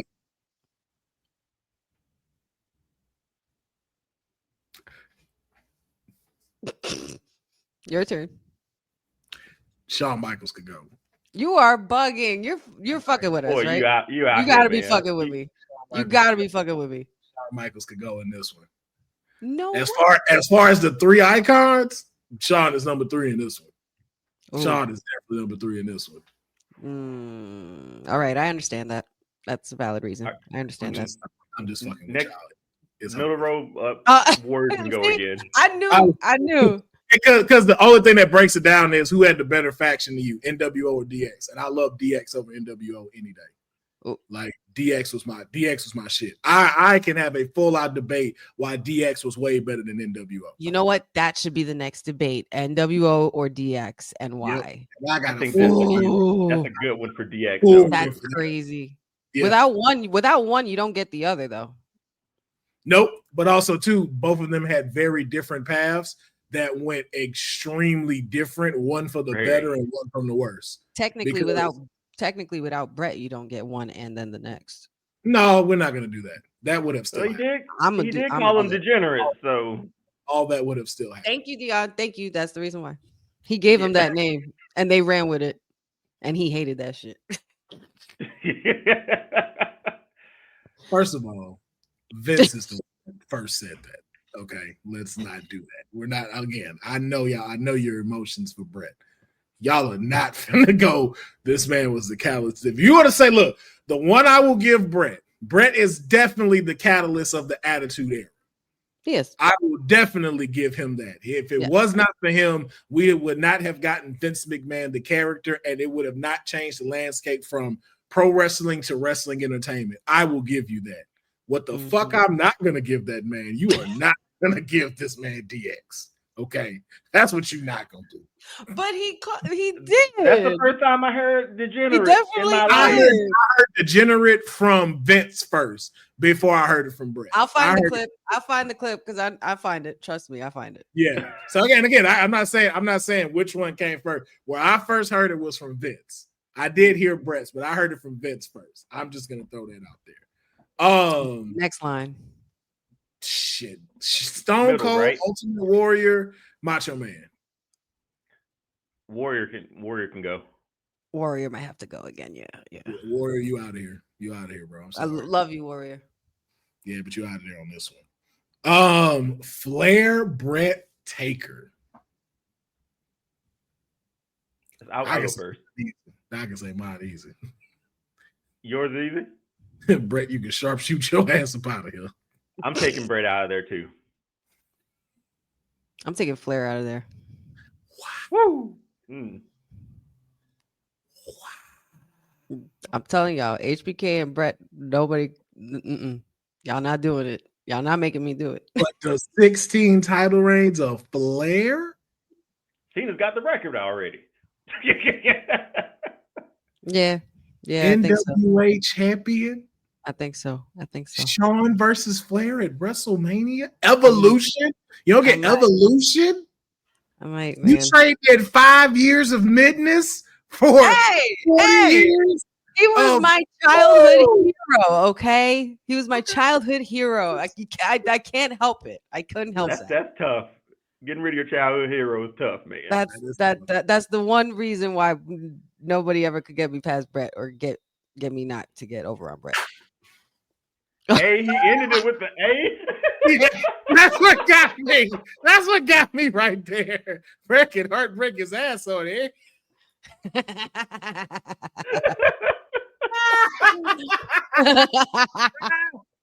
Oh seriously thought you Yeah.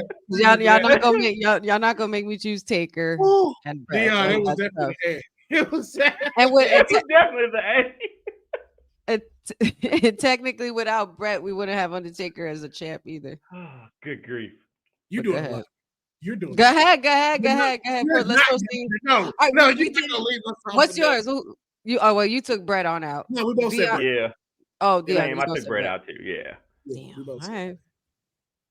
That was Wow, fun, how the man. tables That was turn good. when you change the boxes and directions. It's kind of like, whoa, Yeah.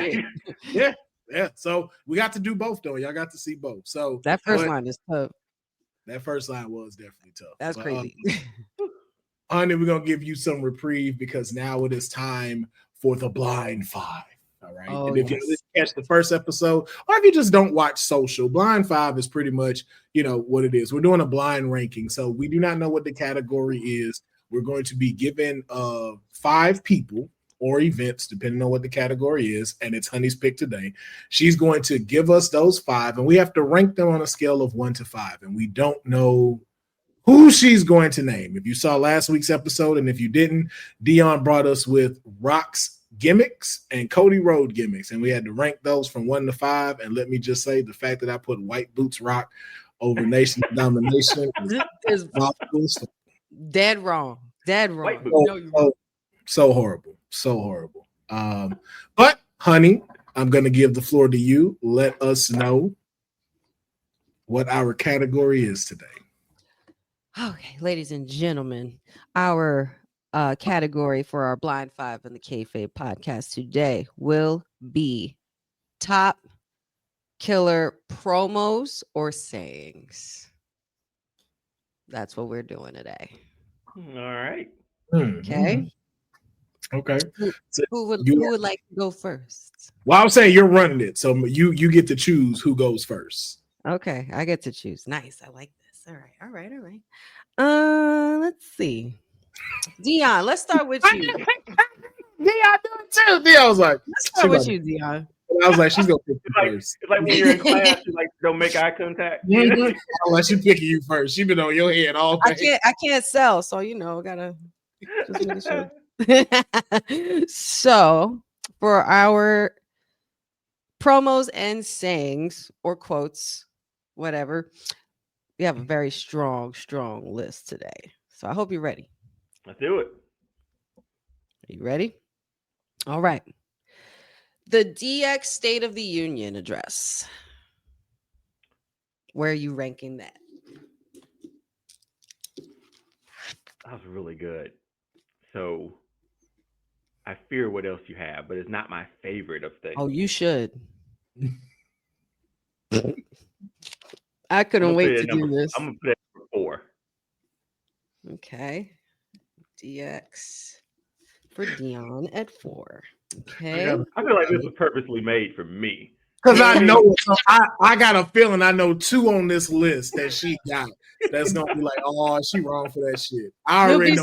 You'd be surprised. You'd be surprised. I know 2 promos at the top of my head. I'm like, ooh, if she named it. I picked the best and toughest ones I could find just to make sure that it's gonna make it tough.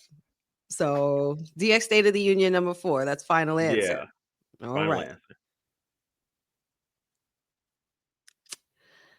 Ric Flair, the Rolex wearing promo and having a hard time holding these alligators down. The Buddy Landell. If you want me to say some of the line, the line No, goes. I remember that because he. I love this promo. Buddy Landell. Still like DX, the DX one better than that one. The State of the Union. Yeah, like put Flair at 5. Put Flair at 5. I'll go low for these 2. The Rolex wearing promo, Flair at 5 for Deonne. All right.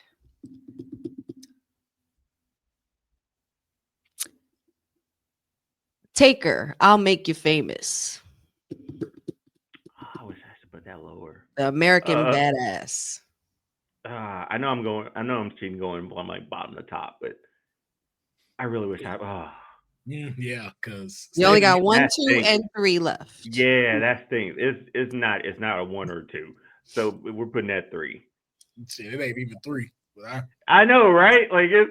I'm sorry, this not mine. This not my 5. Now, if you told me it was like JR telling Jeff Hardy, "Climb the ladder, kid, make yourself famous," I would have made that number 1. Famous. Yeah. Wow. I forgot about Climb that. the ladder, kid. Make All yourself right. famous. Are you ready, Deonne? Let's do it. I got 1 and 2. Come on, yeah. Let's do it. CM Punk's pipe bomb. Oh, It's, The I don't know plot what- thickens.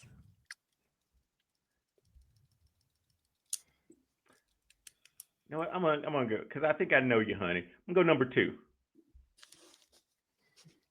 smart. And number 1 better be what I think it is. I know, right? I was like, I already know what that one is. And finally, number 1, the infamous Austin 316. Oh, King of perfect. the I'm Ring. good with my list. It's like, oh, if I could move. Nope. Can't Y'all do didn't nothing. let me move I'm last just week. saying, if I could move it down, I think it'd be a perfect list. But you talk about your Psalms, talk about your John 3:16, yeah. Bible. Talking Bible. Said Yeah. could never. So we gotta do a watch along of this one, like anytime. Like I want to watch it with y'all. I'm telling you, bro, that shit was hilarious, bro. We'll talk about it when we off, like what we should do. So what's my When list we're shooting again? the shit. When we're shooting the shit. So what's my list again? Stone Cold. So your list, Deonne, and for everyone in the chat, and you guys could definitely give us your list as well. Deonne's list for the killer promos and quotes. Number 1, going from 5 to 1, is the Rolex wearing promo from Ric Flair. Number 4 is the DX State of the Union address. 3 is Undertaker as the American Badass. I'll make you famous, which was always a fire ass line to me. Number 2 is the CM Punk pipe bomb, and number 1 is the infamous King of the Ring Austin 316 promo. I think that's pretty good. I think it's a solid list. I like it. Good. Awesome. Councilman. Oh Lord. Your blind 5 is theme music. Oh, I got a whole different one. Oh shit. Okay. What you thought I was gonna keep it the same so you could like try to figure out which way to put it? Nah, I had to. No. I thought you just had more versions of another 5, yeah. Yeah, just a different 5. Oh shit. Okay, I gotta wrap my head around that one. All right, let's go. Solo Sokoa. No, I'm just kidding. Hey, that's a hard ass intro. That's a hard ass intro. Wait, listen, that song is hard. Who? Solo Sokoa. I like Solo Sokoa got a hard theme music. I was literally listening to that before I got on today. Yeah, that shit is fire. That shit goes hard, especially in the whip. Got that one right. All right, well, I'm going with all kinds of eras, so it's gonna be throughout, and it's might be something that you probably haven't heard in a while either. But we're wrestling fans, so we probably listen to these every day. John Cena, the time is now. Shit! Right out the gate, right off the gate. I'm saying, man. 3. I'm making y'all put me on 3. 3. I'm not even I'm not going overthinking that. Number 3. That's a good middle of the road. Yeah, that's a good. Yeah. Oh, I don't know what the other 2 are. For 1 and 2, yeah, but that's 3. All right. Let's see. How about this one? Gangrel, the Brood's theme song. 4. That song goes so hard. It do. But I'm gonna put it at John Cena's is yo. I ain't gonna lie. I'm just gonna say John Cena got a fire ass album. John Cena. My wife didn't know. Did it go platinum? Yes. Yeah. Crazy. She never heard it, or I'd never shown it to her, and we listened to it in the car. I was like, "This is your boy right here." Yeah. Like that bad man. It's fire out, man. It's dope. My bad. I didn't mean to interject. No. Yeah. Oh, you're fine. Oh, wishing they could go in my position, but they go fishing. Oh, No, word like, life. come on now. You blacked out for no reason. Absolutely no reason. Well, so straight, brush your mouth like Colgate. I'm like, he had some fire lines. Yep. So we have 3 John Cena, The Time Is Now, and 4 Gangrel, right? Yes. Okay.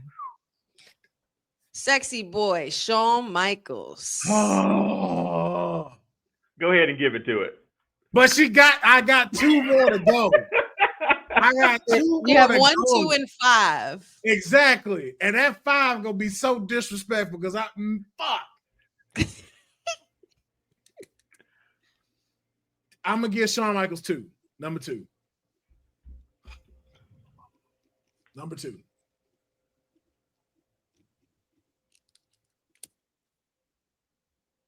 I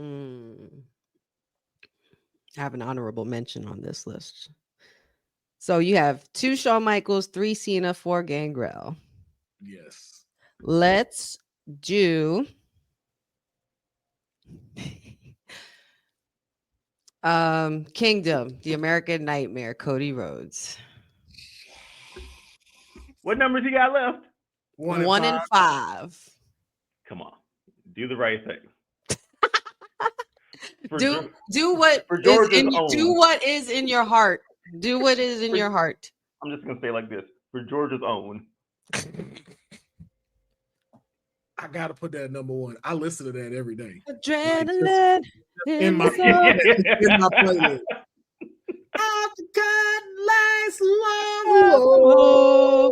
Whoa! I be doing that in traffic. They're like, what the fuck? Mama said, yeah, that's one. That's one right there. My bad. And finally,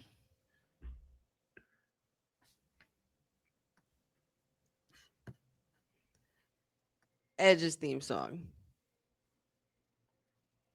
Well, you got one slot left. That's number 5. You raggedy bitch. You raggedy bitch.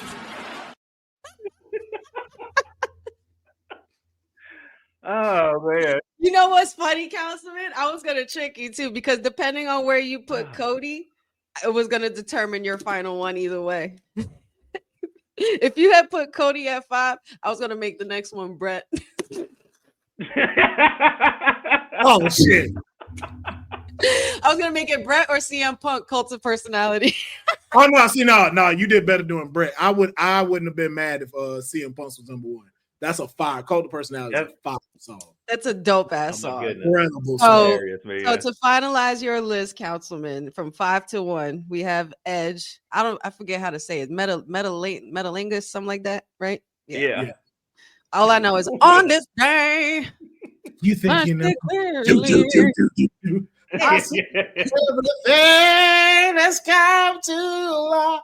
Oh man, you feel that shit in your soul when that comes out. When all the fireworks he used to have, I'm like, yo, this need to be a So from 5 to 1 to close out Will's list for blind 5 ranking today is Edge number 5 for Metalingus, Gangrel's The Brood at number 4, John Cena, The Time Is Now at number 3, Shawn Michaels, Sexy Boy at number 2, and Kingdom from, damn it, why did their name escape me? Cody Rhodes. Yeah, no, the band's name. The band's name. Yeah, Cody Rhodes theme song. I'm not mad at this list. I'm not mad at that list. And Downstate is Downstate. That's what it's called. Yeah, thank you. I mean, I'm not mad. I would have just switched 2 and 1 and called it a day, but you know. Which one would you have done, Deonne? Yeah, Shawn Michaels. I love Cody. Shawn Michaels number 1, man. Shawn Michaels is number 1, right? Theme song, right? I feel I was gonna make it a little tougher too. I was gonna put like Undertaker's theme song in there, like the American Badass ones, like when he had American Badass from Kid Rock or Rollin' by Limp Bizkit. Honestly, if you had this one, that'd have landed at 4. That would have still landed at 4. It's great, but Cena, like, The feeling you get when it starts, HBKs when it starts. And don't get me wrong, HBKs is classic and honorable, but like, you know what it is? Cody's does the same thing. It's the words that get it for me. Yes. It's everything that's in it, and then it goes with him and as it a describes character. him. Yep. Yes. You Good took job, it all guys. the way. I give it all away to build my kingdom. Like, that's for everybody. That's for everyone. And Shawn Michaels just I'm okay with that one. I'm okay with that. If I had to switch one of them, it would have just been Gangrel and Edge. I would have made Edge 4 and I would have made Gangrel's 5. But Gangrel shit goes hard. Yeah. I find myself having that on repeat. Yeah. I don't know why. For some reason, that just reminded me of Blade. Like, I don't know why. Yeah. I get Blade every time I think of that. Well, you obviously sort of like see Gangrel's entrance when you hear it too, man. You see the lit circle, the ring of fire, the laugh, the way he walked. He used to walk on beat too. I love the way he did it. I can't tell you a Gangrel match to save my life. Nope. Facts. But boy, entrance wise, all that I remember is every day. Yeah, it's just that and him dropping blood on somebody. That'd be about it. Match wise, gun to my head, it's over. It's a wrap. Gangrel's best match. Oh, don't pull the.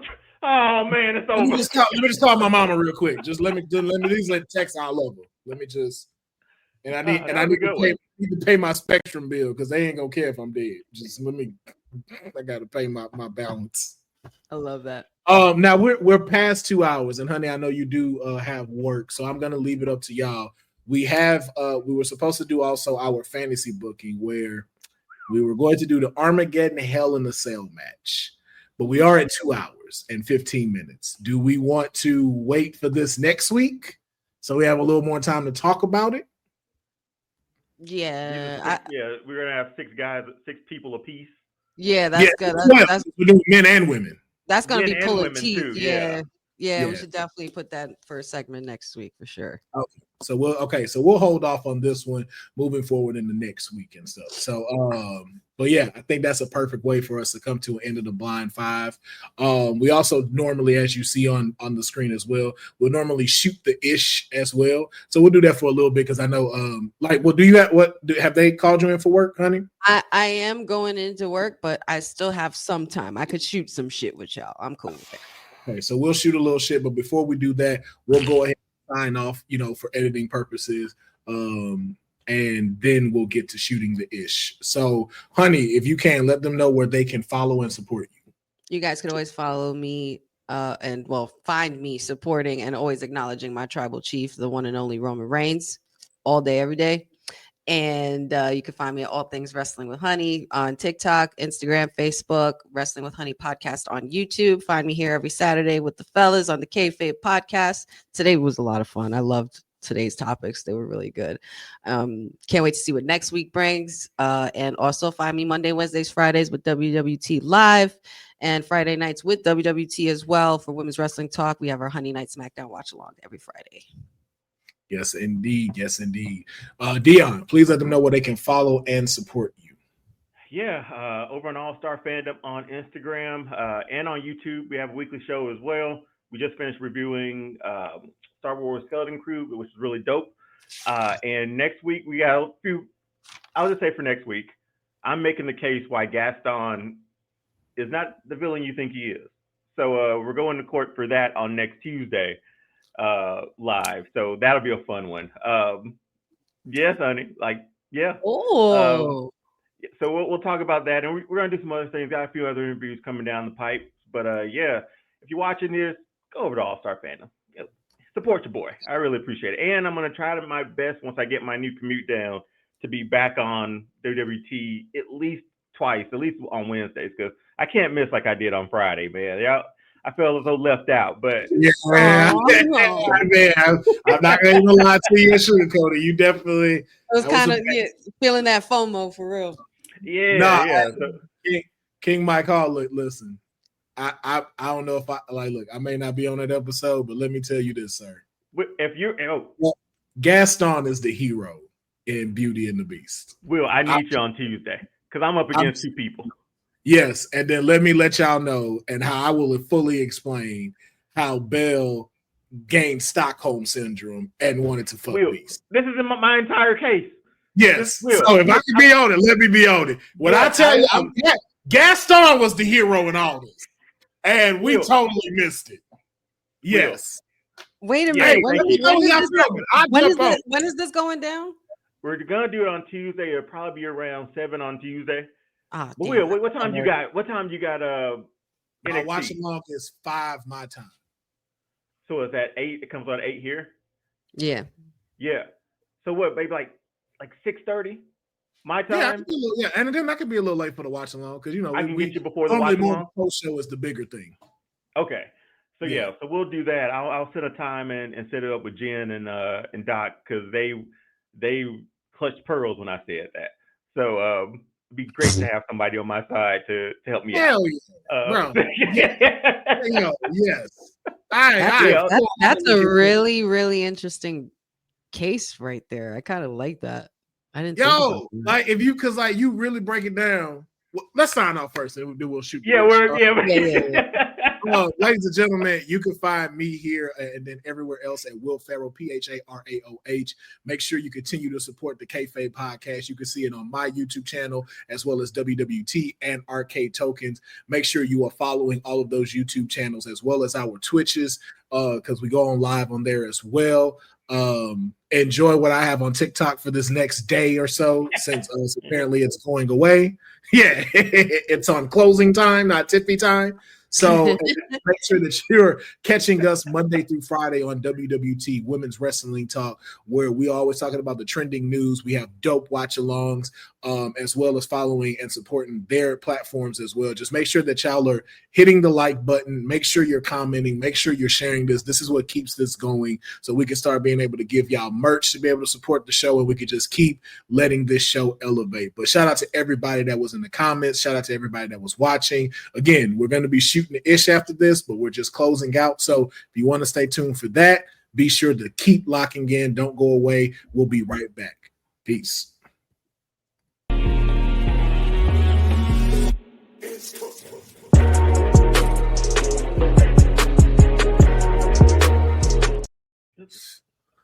All right. Welcome to Shooting the Ish. As you can see, the greenery is out. So when you see the smoke, it's time. If you were watching at the end of this, if you've watched the Kayfabe podcast, go watch episode 2. This is where we normally shoot the ish, talk about random things before Honey and Deonne got to go do their normal stuff, and I'm just going antiquing today, man. What kind of shit? Look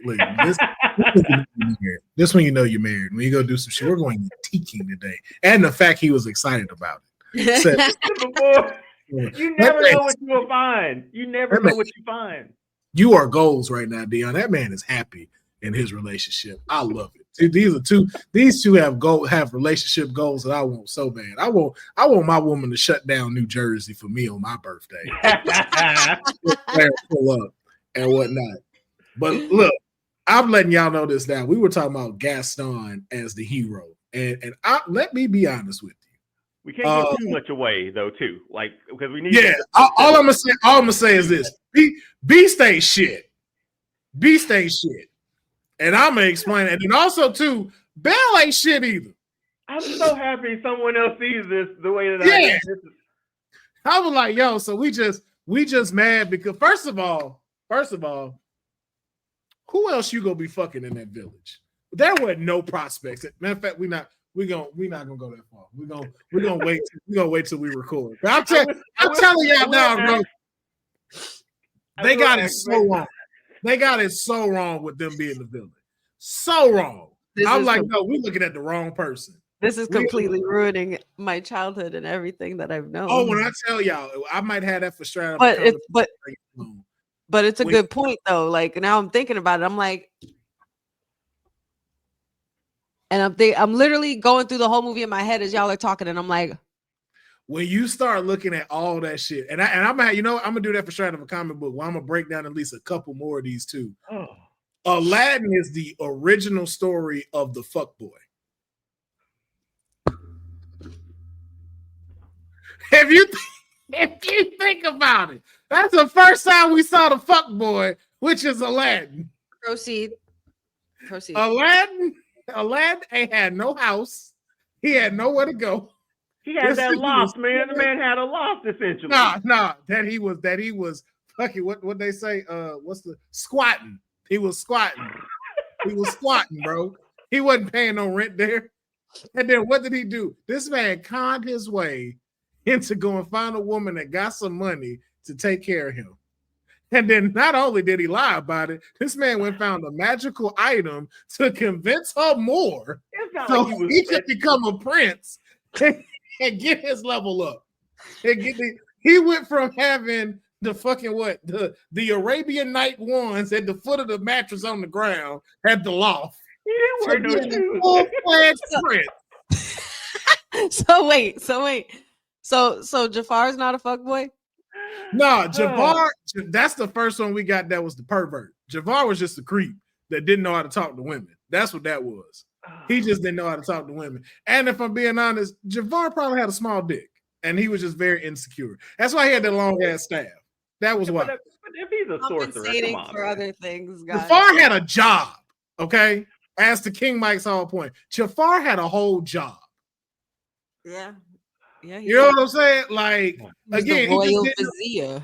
He just didn't know how to talk to women. That's all that was. He didn't know. He just had antisocial problems. That was it. And you could tell because of how he treated Iago. It was just like, yo, you insecure. That was the first insecure man that we saw in cartoons. Aladdin conned his way to the top.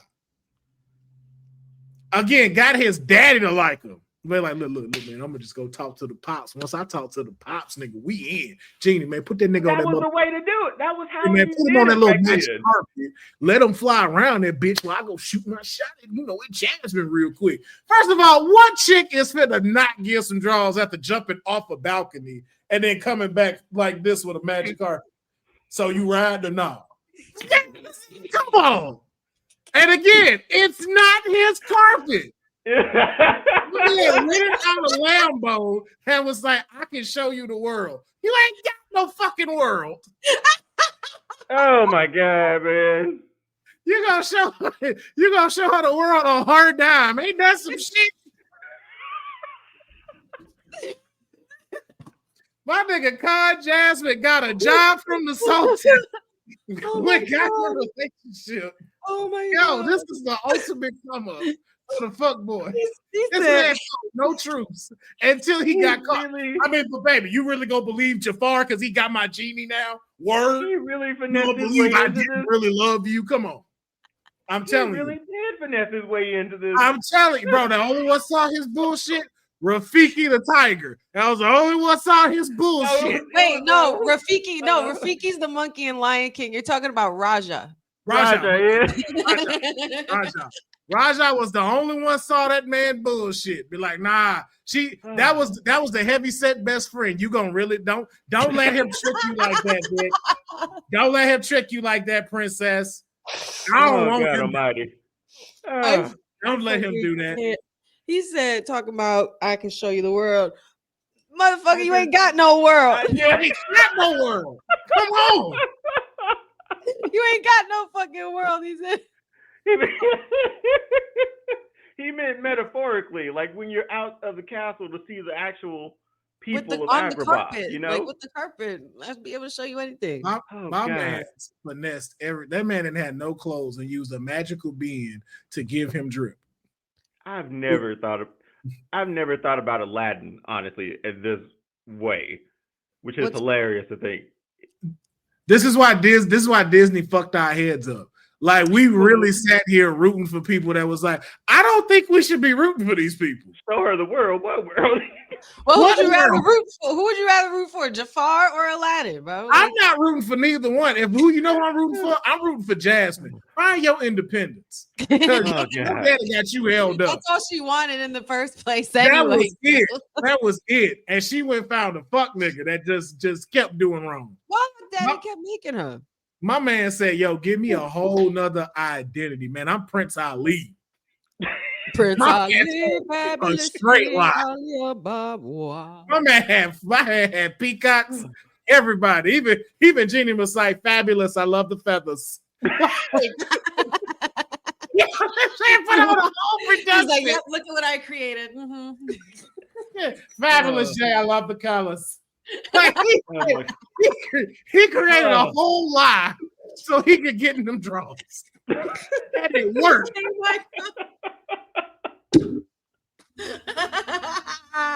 Oh man, that's And then the whole time it was just like, yo, why wouldn't you just yourself? That also was a lie. Sage D, that's a good point. So true. Built like a serpent. Not built like a serpent. That is very true as well. That was his yo, staff was even a snake, man. Like, yes. First of all, that's why I was like, both of y'all have bad decision making. This is why y'all in these situations. You don't know how to pick a sultan. You don't know how to pick a husband.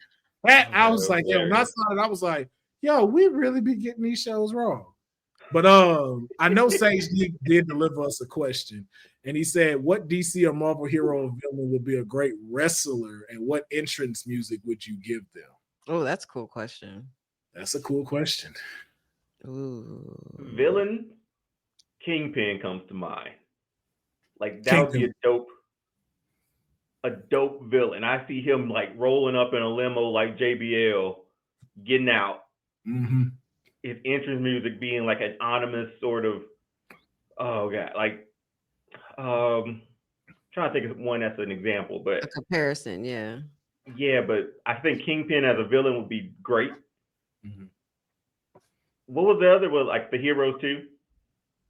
Or yeah, Heroes 2, right? Yeah, DC, Marvel hero, DC or Marvel hero or villain.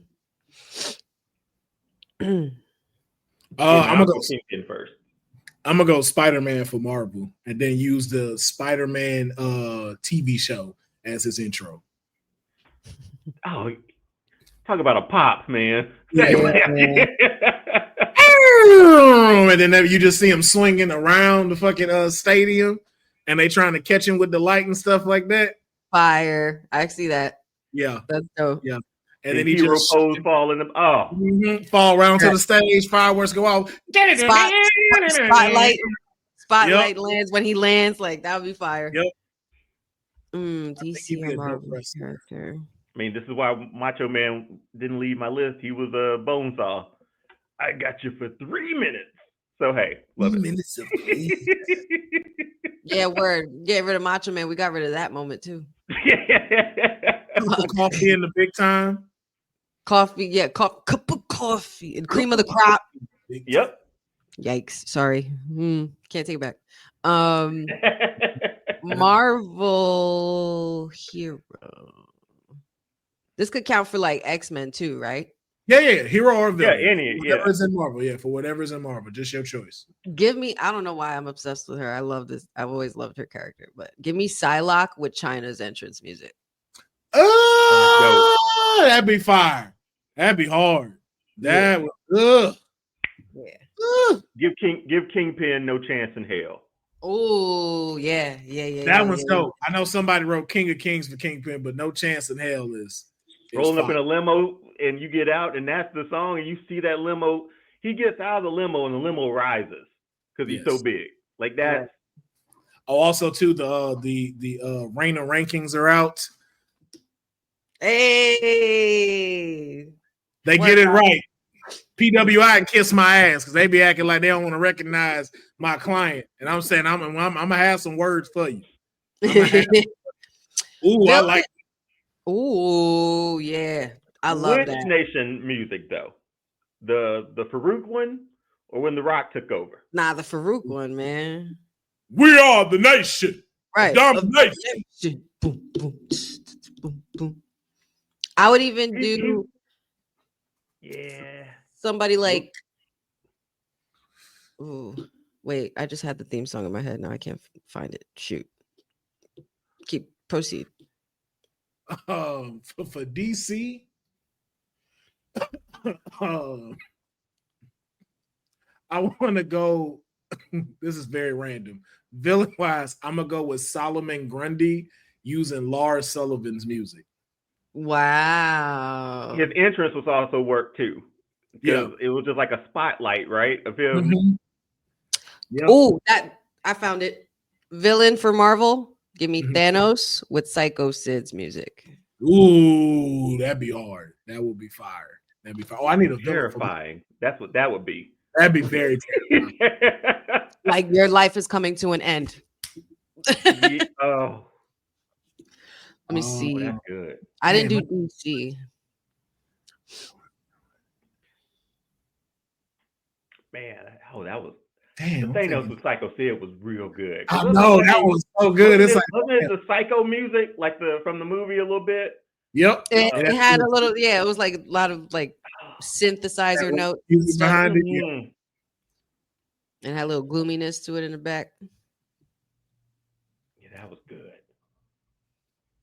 I'm gonna have to come back on my villain for Marvel, but I got my DC. I got DC too. I got DC too. Lobo coming into the New World Order music. Oh, fire! I got Bike. Yep. Oh, where is it? Damn it! Why? Oh, why are you thinking of it? For my Marvel villain, Carnage with Rhea Ripley's "This Is My Brutality." Yeah, I like good that. too. Yeah. All right. I'm good. I'm good now. Yeah. Because I knew he was moving to DC, and I was like, what's my DC ones? What's my I'm all over the place. Give me Bane coming out to Brock Lesnar's music. Oh, that'd be Look hard. all the good ones. Yeah. That'd be hard. That'd be hard. Give me Nightwing to Lyra Valkyria's music. I don't. Ooh, I was like, I don't remember the music. Now that you mention it.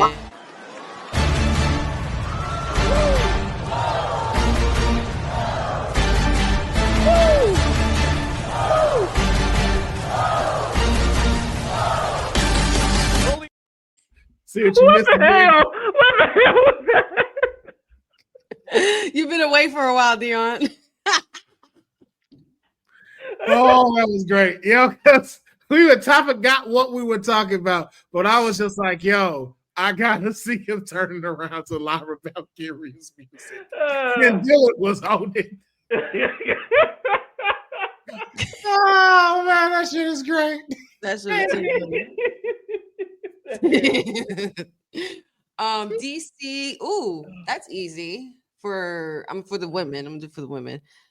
Catwoman, Sable's music. Right here. So that's perfect. Right here. That's perfect. God, man. That's too good. Ooh, Sage D. I like this Sage D one. too. I like this one. Luke Cage coming to Mark Henry's World's Strongest Man. Yes. Yeah. Yes. Sign me up. Poison Ivy, Toxic Attractions music. Yeah. Not Fatal Influence. That's like your NWO Red and Black. Ooh, for Back to Marvel, Thor, Chris Jericho, Break the Walls Down. With all that pyro. Yes, and it'd be lightning instead. Oh man. Yeah. You have to make me cry today. Superman Hulk Hogan's classic. You know what though? I ain't gonna lie. I get at the Captain America if we doing anything though. I was gonna give Captain America Cody's theme song. That would, because now Superman doesn't say the whole American way stuff anymore. That's true. For truth, justice, and I don't even think they added anything in place of it. No. I think they may have, but I'm not sure. So that whole if this was like vintage Superman and vintage Hulk Hogan music, perfect. So I do gotta ask y'all that. This is a good question to ask y'all. If you were a hero, are you gonna what would you do? Would you stay within your city? Would you go by continent, or would you be a worldwide superhero? Or also a universal student, one too, going out into the universe. Like, which ones would you pick? Would you be if you had powers? Do I have Superman's powers? It can be any powers. Like you're a superhero. You have powers. It don't matter which ones you got that you want. Just as a person of who you are now, if you woke up the next day, had powers, and were like, you need to be a hero, where are you landing at? Universal. And give me anything that Jean Grey got. I mean, Here's my thing. I don't want to clean up Atlanta.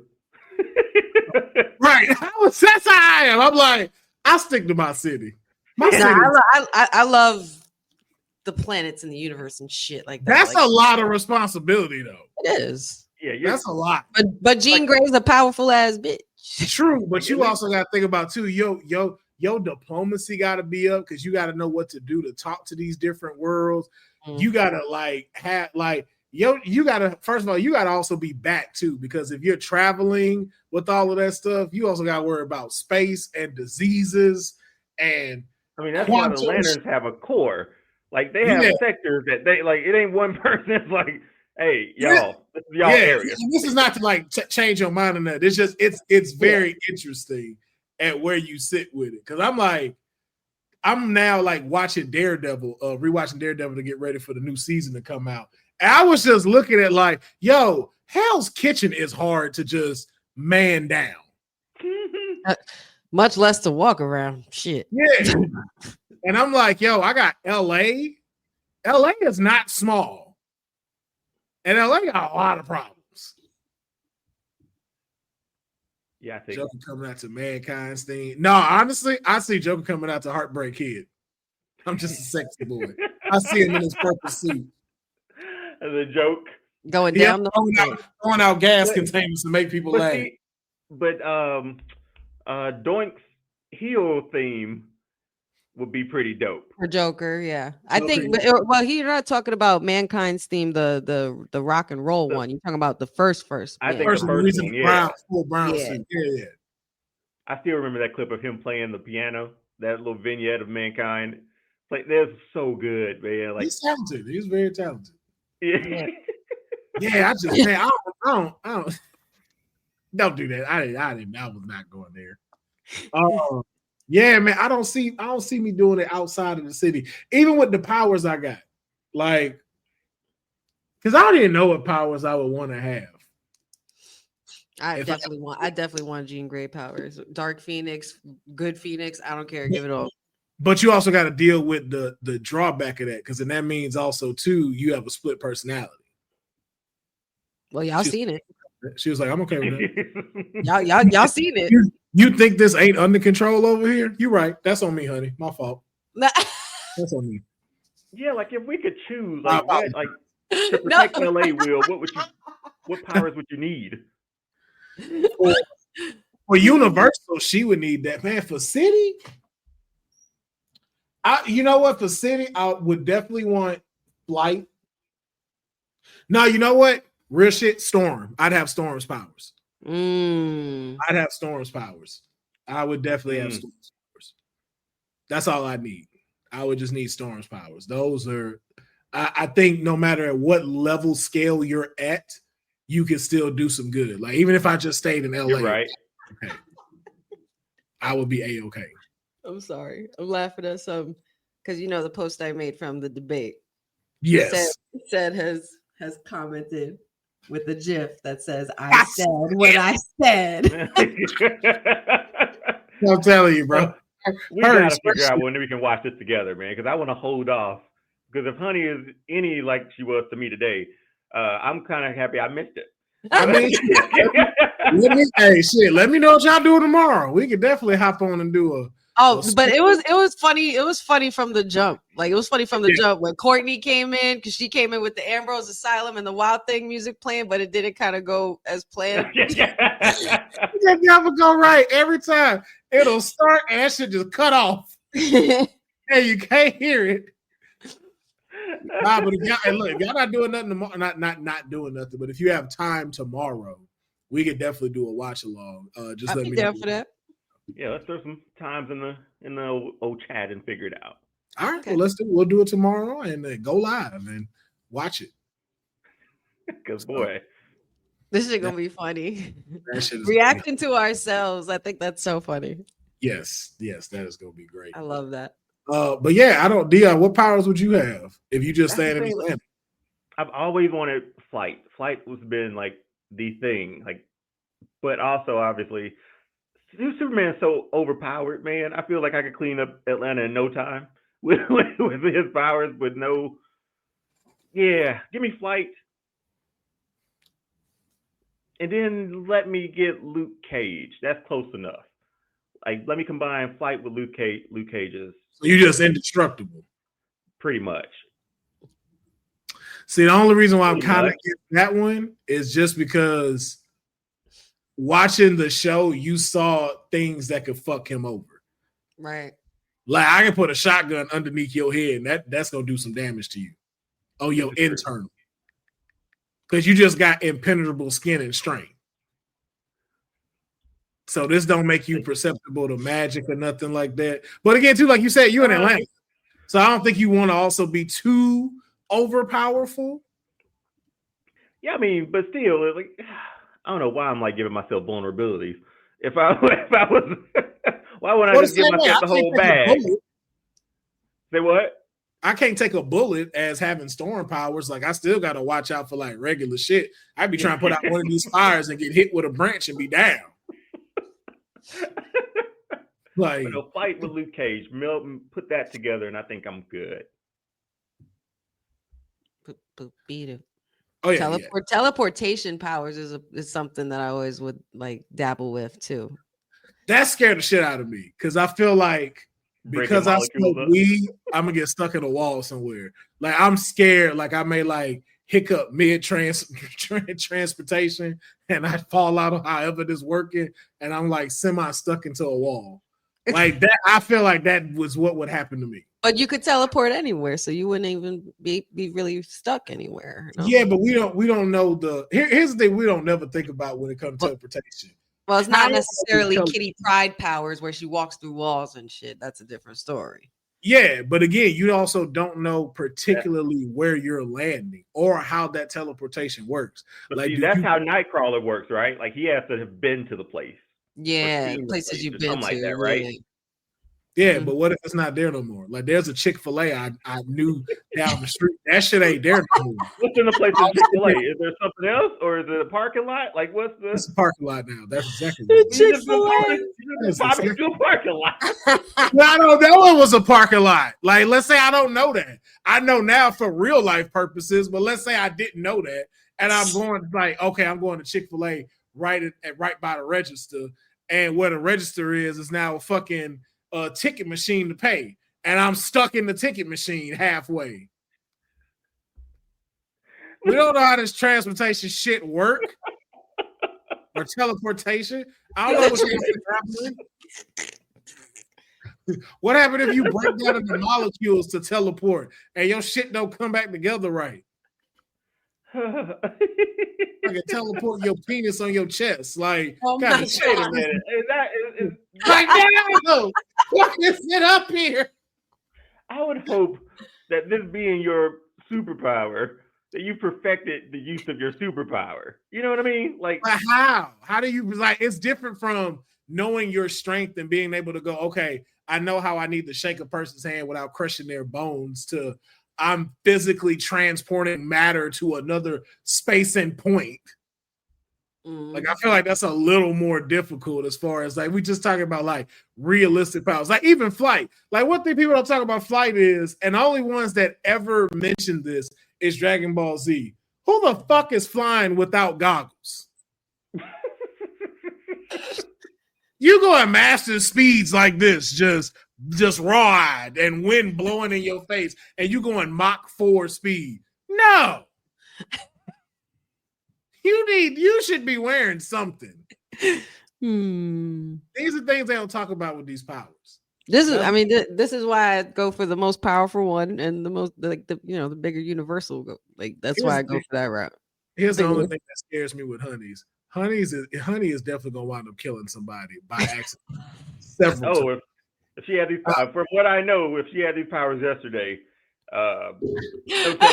Andrew, we just saw City disintegrate live on television. But like, how she do that? Just looking at you from a computer screen. Don't look at me, honey. Don't look this way. Don't look this way. Do that. We go like.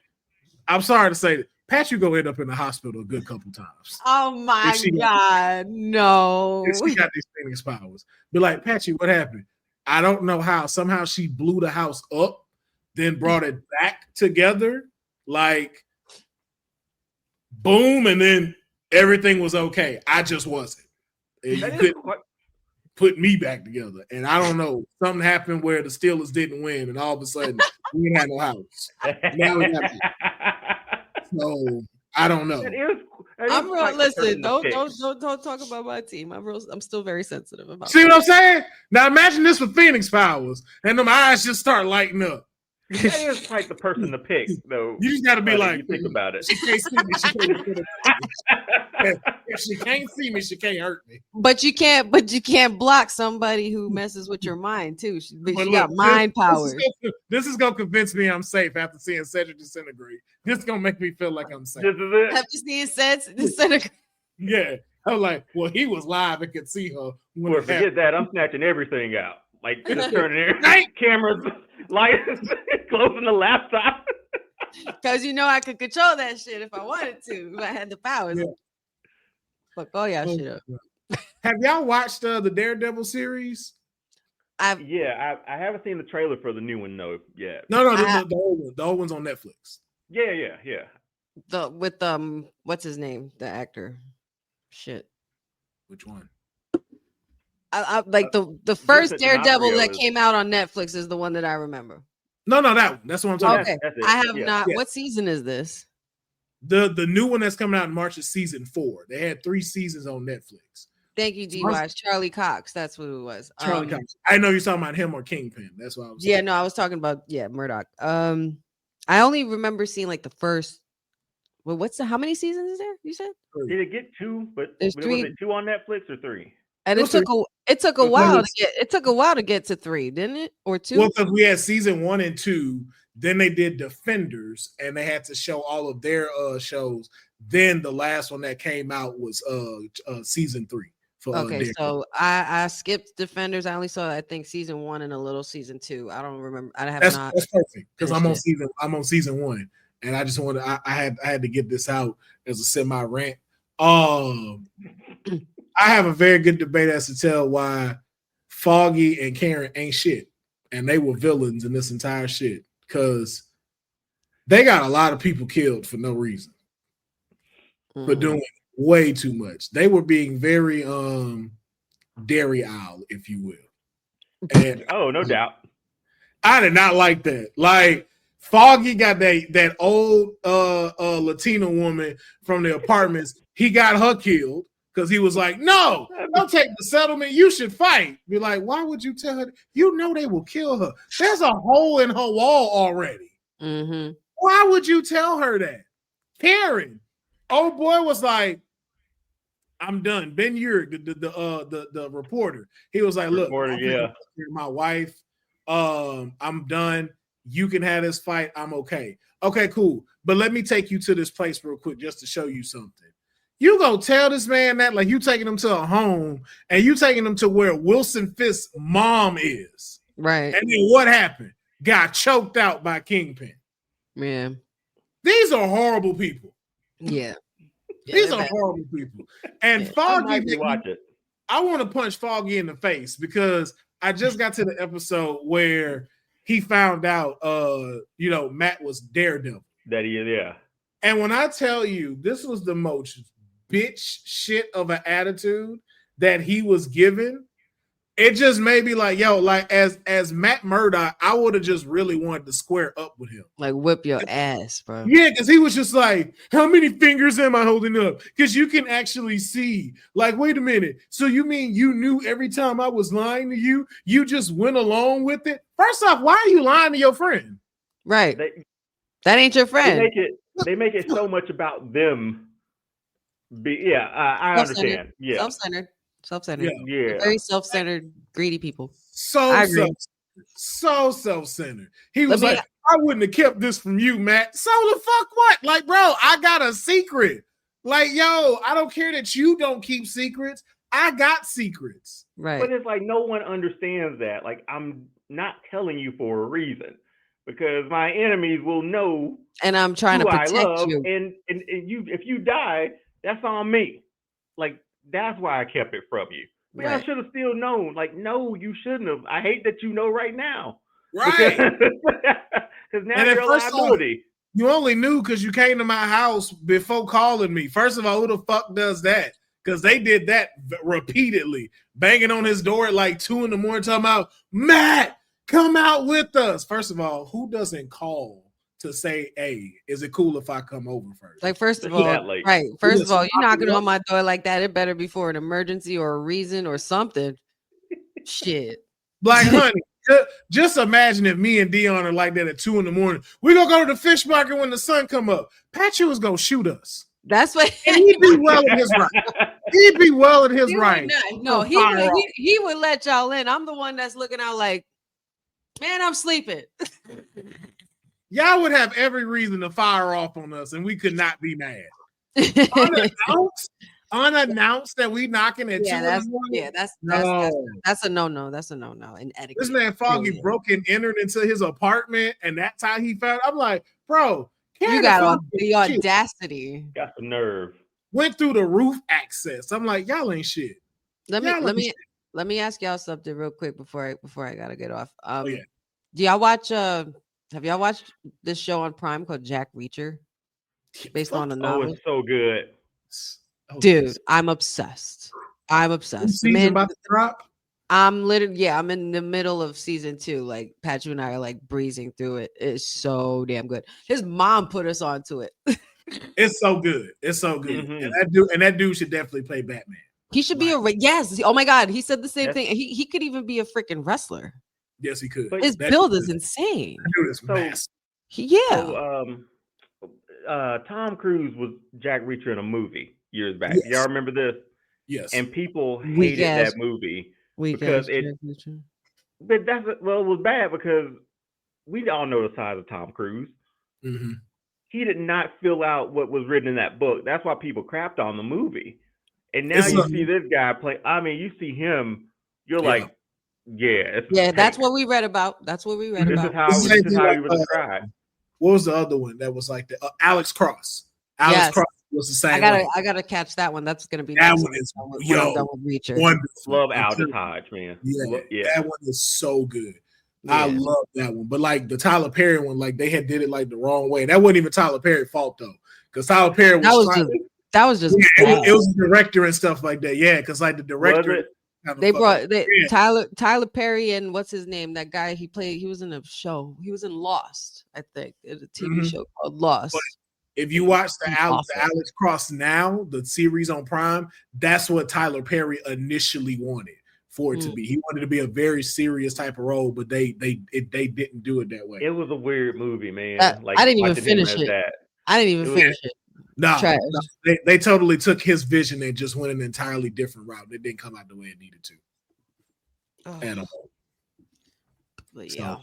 But yeah, that is our shooting the ish. So again, we almost had a 3-hour show, so we definitely shooting the ish had to be a little shortened, but we will try to keep it to an hour and a half, on our next episode. So that way, when we do shoot the ish, we got a little bit more time and stuff. But we appreciate each and every single one of y'all checking out the Kayfabe podcast. Believe me, we're seeing y'all in the chats. We're seeing y'all in the comments. We're seeing y'all liking the posts.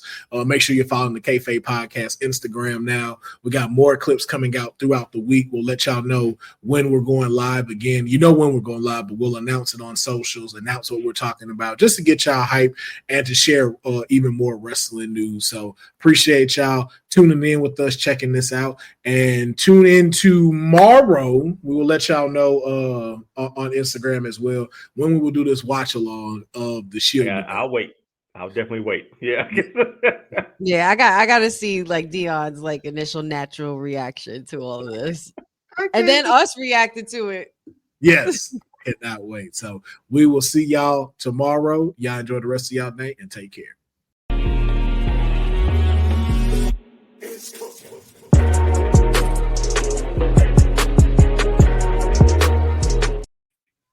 I told you, honey.